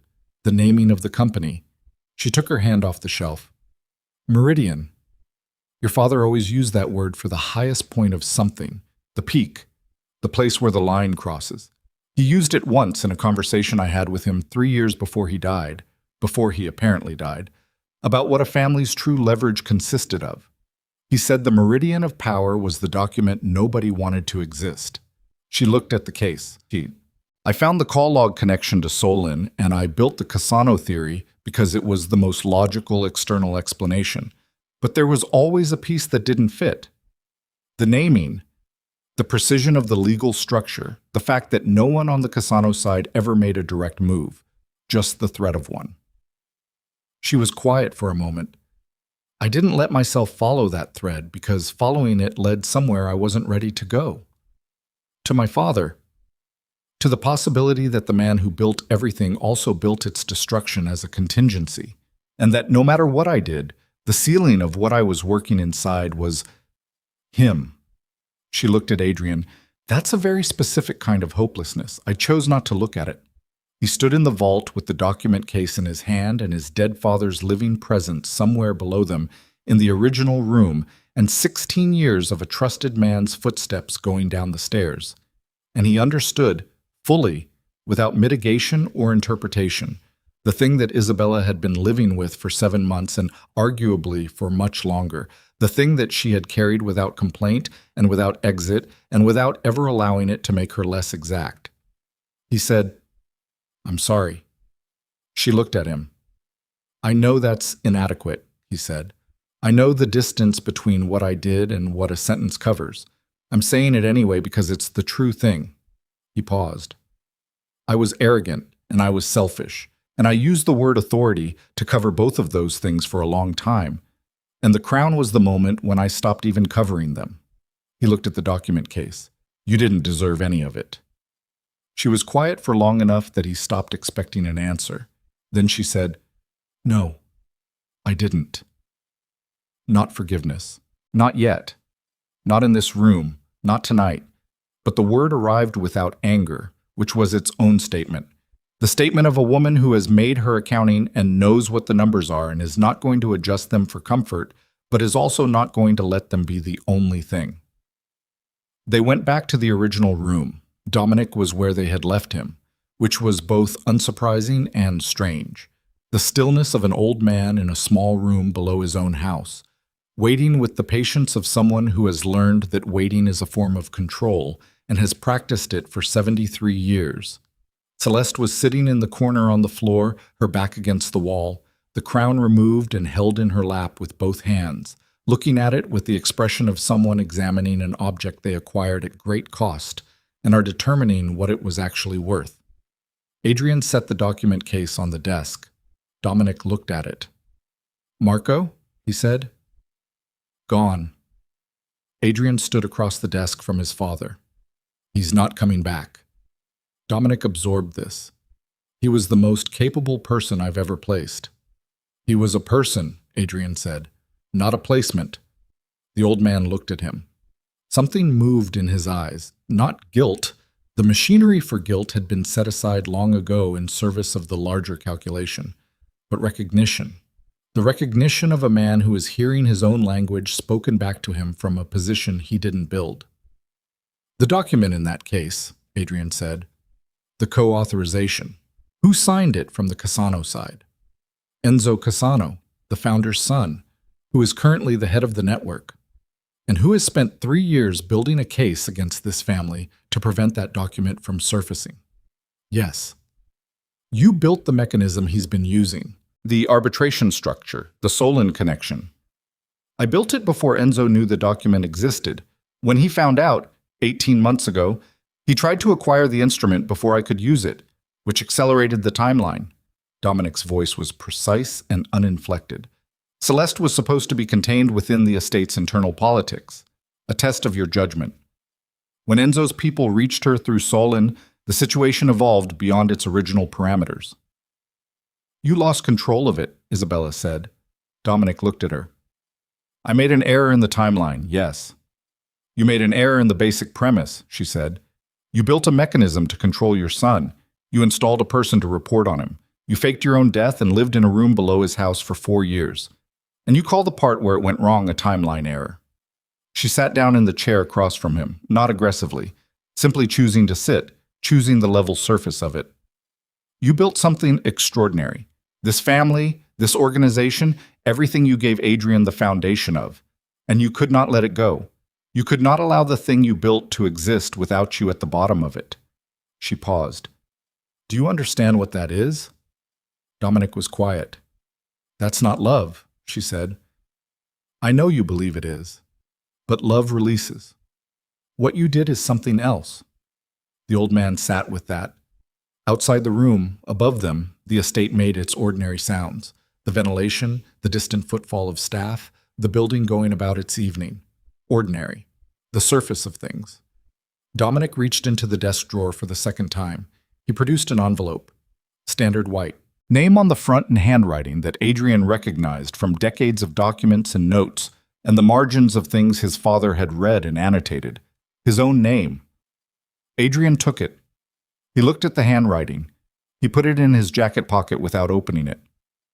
Not now, he said, and meant it, and Dominic did not argue, which was the first concession the old man had made in the conversation, and it was small, and it was real. The Cassano situation, Adrian said. Enzo knows the document exists. He knows we have it. He's known for 18 months. The acceleration of the timeline was his response to being unable to obtain it. Which means the threat doesn't end with the document. If we hold it, he keeps building the exposure case. If we use it, we expose the original transaction and ourselves along with it. Adrian looked at the case. You built a weapon that fires in both directions. I built a deterrent, Dominic said. There is a difference. Only if both sides understand the terms. That, the old man said, is what I need you to deliver. The conversation that followed lasted 90 minutes and covered the specific architecture of what Dominic had built and what it would take to convert it from a weapon aimed inward into a lever aimed outward. And at the end of it, Adrian had a clearer picture of the Cassano situation than he'd had at any point in his tenure, and a clearer picture of his own situation than he'd had at any point in his life. And neither picture was comfortable, but both were real, and he had come to understand tonight that he had been trading reality for comfort for long enough that the trade had nearly cost him everything. Near midnight, Dominic asked to be helped upstairs. He was older than he looked seated. Standing, with Adrian's hand under his arm, he was diminished in the physical way of men in their 70s who have spent too long in confined spaces, the body's protest at the limits it had been asked to accept. They went up the stairs slowly, the old man and his son, through the infrastructure room and up to the ground level, and Adrian felt the weight of him, actual weight, the physical fact of a person, and thought about the empty box he'd stood in front of 4 years ago, and what it had taken to stand there and not know, and had thought he was grieving, and was now understanding had been something more complicated. He settled his father in the east guest room. He stood in the doorway. Dominic looked at him from the bed, sitting on the edge of it, hands on his knees, looking smaller than he had ever looked in any room Adrian could remember him in. "The letter," Dominic said. "When I'm ready." "Adrian?" "When I'm ready." He paused. "Sleep." Closed the door. He stood in the corridor for a moment with his hand on the doorframe and his eyes closed and his breathing doing the thing it needed to do, the deep involuntary adjustment of a body releasing sustained tension, and he let it happen without cutting it short because there was no one in the corridor and nothing required of him in this exact moment except to be a person standing outside a door. Then he went to find Isabella. She was in the main sitting room, the room where Celeste had been standing when they came through the entrance hall 5 hours ago. The room where the ordinary evening had been configured and had then, in the space of minutes, become something else. She had the laptop open but was not looking at it. She was looking at the fire. Someone had made it up at some point, or it had been made up for the evening and simply continued while everything else changed. And she had the silver hairpin in her hand, turning it in her fingers the way he had seen her turn it in the vault corridor. Celeste was not in the room. He sat down. Not across from her. Beside her, on the same side, which was a different geometry than they had occupied at any table in the last 2 years. She didn't look at him immediately. She kept her eyes on the fire and turned the hairpin. "Where is she?" he said. "I gave her the East Wing room, the small one." A pause. "She has nowhere to go. Whatever Solon was offering her is gone with the credential reset, and whatever she thought she was building with you—" Isabella stopped. "She's not a villain. She's a person who made a long series of choices under pressure, some of which were her own, and some of which were designed for her." She looked at the hairpin. "I know something about what that feels like. Not the same thing, but adjacent." He was quiet. "She'll leave in the morning," Isabella said. "I'll make sure she has what she needs. Not much, but enough." She paused. "That's not generosity, it's just, I don't have the energy for anything else, and cruelty requires energy." He looked at her profile, the firelight on her face, the shadows under her eyes. "The elders," he said. "Carmine will call a council session within the week. He'll have Aldo and the others assembled." She set the hairpin on her knee. "The Cassano situation needs to be disclosed to the full council, not managed, not filtered, disclosed. They need to understand what the actual leverage is and what the actual risk is, and they need to make the decision about how to proceed as a group, not because you've calculated the optimal presentation." She looked at him. "That's the difference between what your father built and what this family could be. Your father built something that survived by keeping the council informed of exactly what he decided they needed to know. What they need now is different. They'll question every decision I've made." "Yes."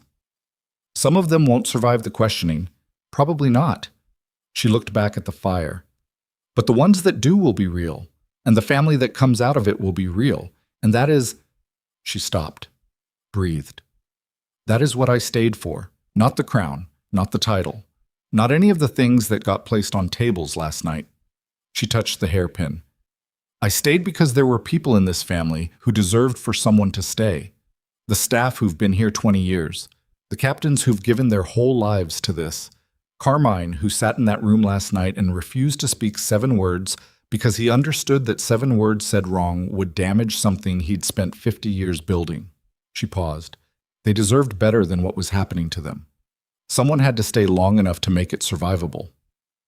Adrian looked at the fire. He thought about the ceremony, the golden lights, Celeste's chin coming up under the crown, the silence of 7 men who had decided in that silence that something mattered enough to refuse. Isabella's hand on the council table and the hairpin placed down without words. He thought about how a room changes when someone walks out of it. He said, I want to repair it. She looked at him. I know that's not a sentence that covers what I'm saying. He stopped, started again. The stopping and starting was new, or not new, but visible in a way it hadn't been. The machinery of a man who had always known what to say, discovering that the right words for this specific thing did not already exist and would have to be built from scratch. I want to do the work. I'm not asking you to trust me because I said something. I'm telling you that I'm going to do the work regardless, and you can watch it happen or not watch it happen, and either way I'm going to do it, and I want you to know that. She looked at him for a long time. The fire moved. She said, I know.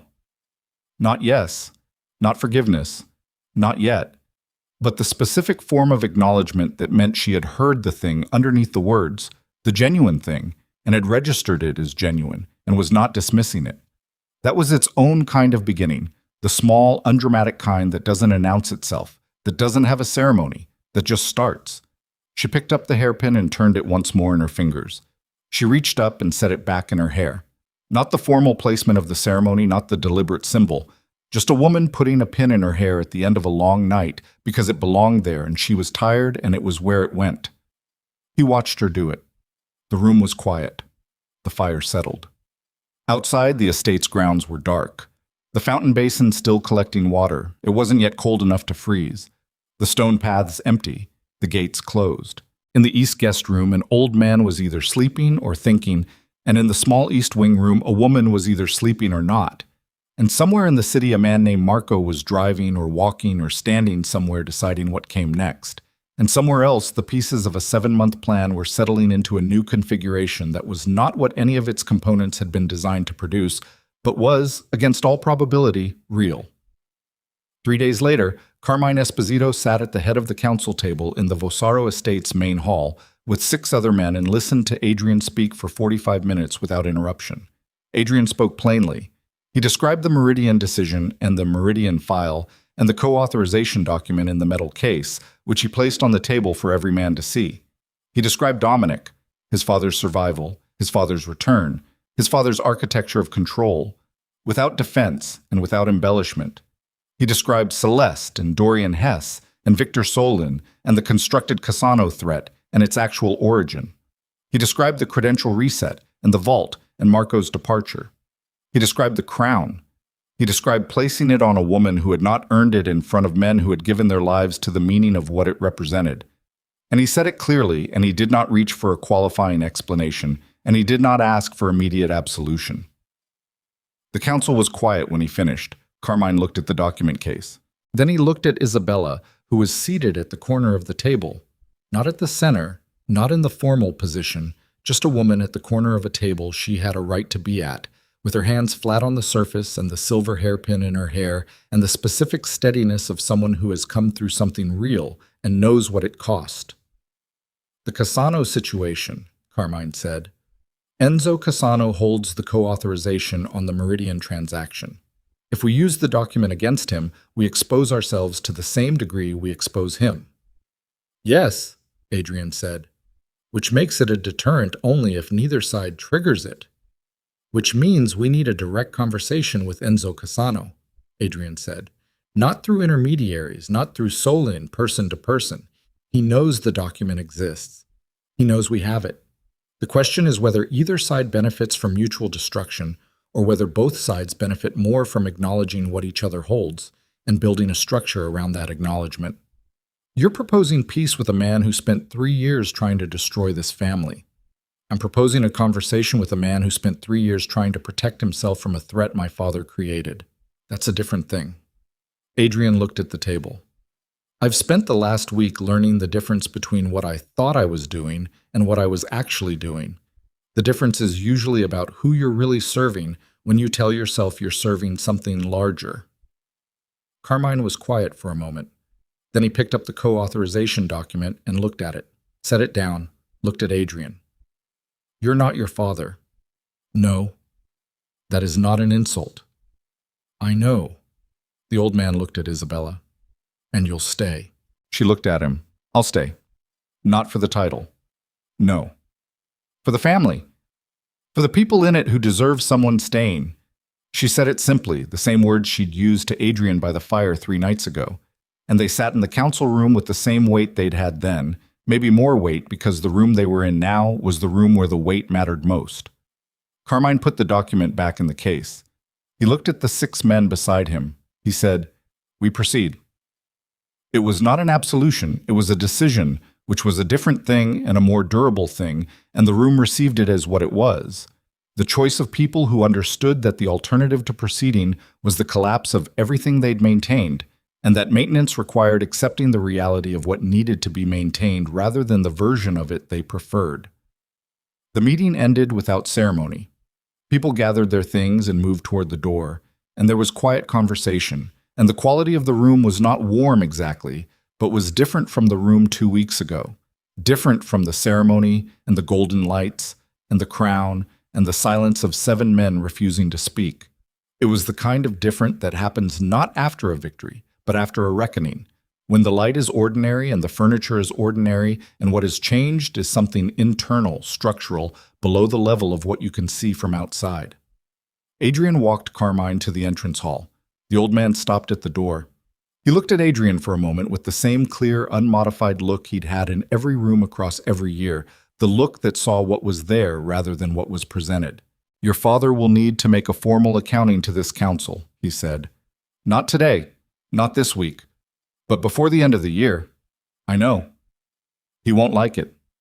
He'll do it. Adrian paused. I'll make sure of it. Carmine nodded. He put on his coat. He looked briefly toward the interior of the house, toward the hallway that led to the east guest room and what was in it, and his expression held for a moment the thing it had held when he'd spoken of Lucia Vossaro in the room above the dry cleaner, the acknowledgement of time and what it does to things. 50 years, he said. Yes. I am very tired, Adrian. I know. The old man went out. Adrian stood in the entrance hall and listened to the car on the gravel drive and then the quiet that followed. He stood for a moment in the ordinary light of the hall with the ordinary sounds of the building around him and the particular quality of the air after a room full of people has emptied, and he let it be quiet. He opened the letter. He had carried it in his jacket for 3 days without opening it, and he opened it now, alone, in the entrance hall, because this was the right place and the right time in the way that some things make themselves clear without explanation. His father's handwriting. 3 pages. He read them standing up. The letter said what he had known it would say, more or less. The explanation, the justification, the long architecture of reasoning that a man who has made a lifetime of large decisions constructs around them to make them bearable. It said that everything had been done in service of the family, that the choices had been choices of love, or what love looked like when it was forced through the mechanisms of power for long enough that the love and the power became indistinguishable, that Dominic had watched his son from below for 4 years and had seen both things, the capability and the flaw, with equal clarity and had not been able to act on either because acting would have required revealing himself, and revealing himself would have ended the test before it ran its course. The last paragraph was shorter than the rest. It said, I should have trusted you sooner. I should have trusted her at all. Whatever you build from here, build it differently than I built this. The thing I couldn't let go of was the thing that nearly destroyed it. Adrian folded the letter. He put it in his jacket pocket. He went upstairs. Isabella was at the window of the bedroom they had shared for 20 years. the window that overlooked the back garden, and she turned when he came in and looked at him with the question she didn't ask out loud, the one that was about the meeting, about Carmine, about what came next, and he gave her the answer with a small movement of his head. Not solved, not clean, not over, but proceeding. And she turned back to the window. He came and stood beside her.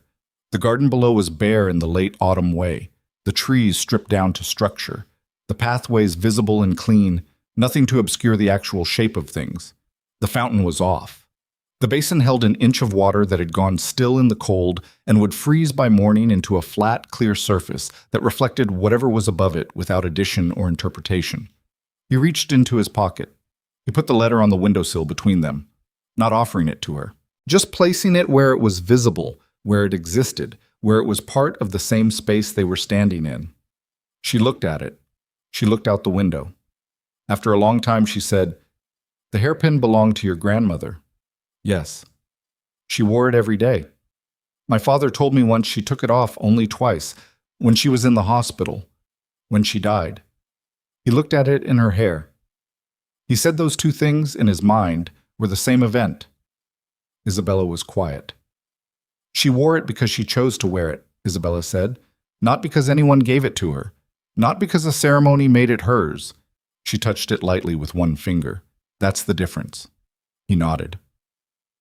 They stood at the window while the garden went darker below them and the water in the fountain basin began, at the edges, to acquire the first faint film of ice, barely visible, the start of something that would be complete by morning, not yet frozen, not yet the flat, clear mirror it would become, but no longer fully liquid either, in the particular threshold state of things that are changing and have committed to the change but have not yet arrived at what they are becoming. And the estate held them, and the night held the estate, and the city beyond the gates held its own ordinary darkness. And the people inside the story it had taken them this long to honestly tell held still for a moment in the way you hold still when something is finally, actually, imperfectly over, and when you know that the over is the beginning of a different kind of work, and when you have decided without drama and without ceremony that you are willing to do it.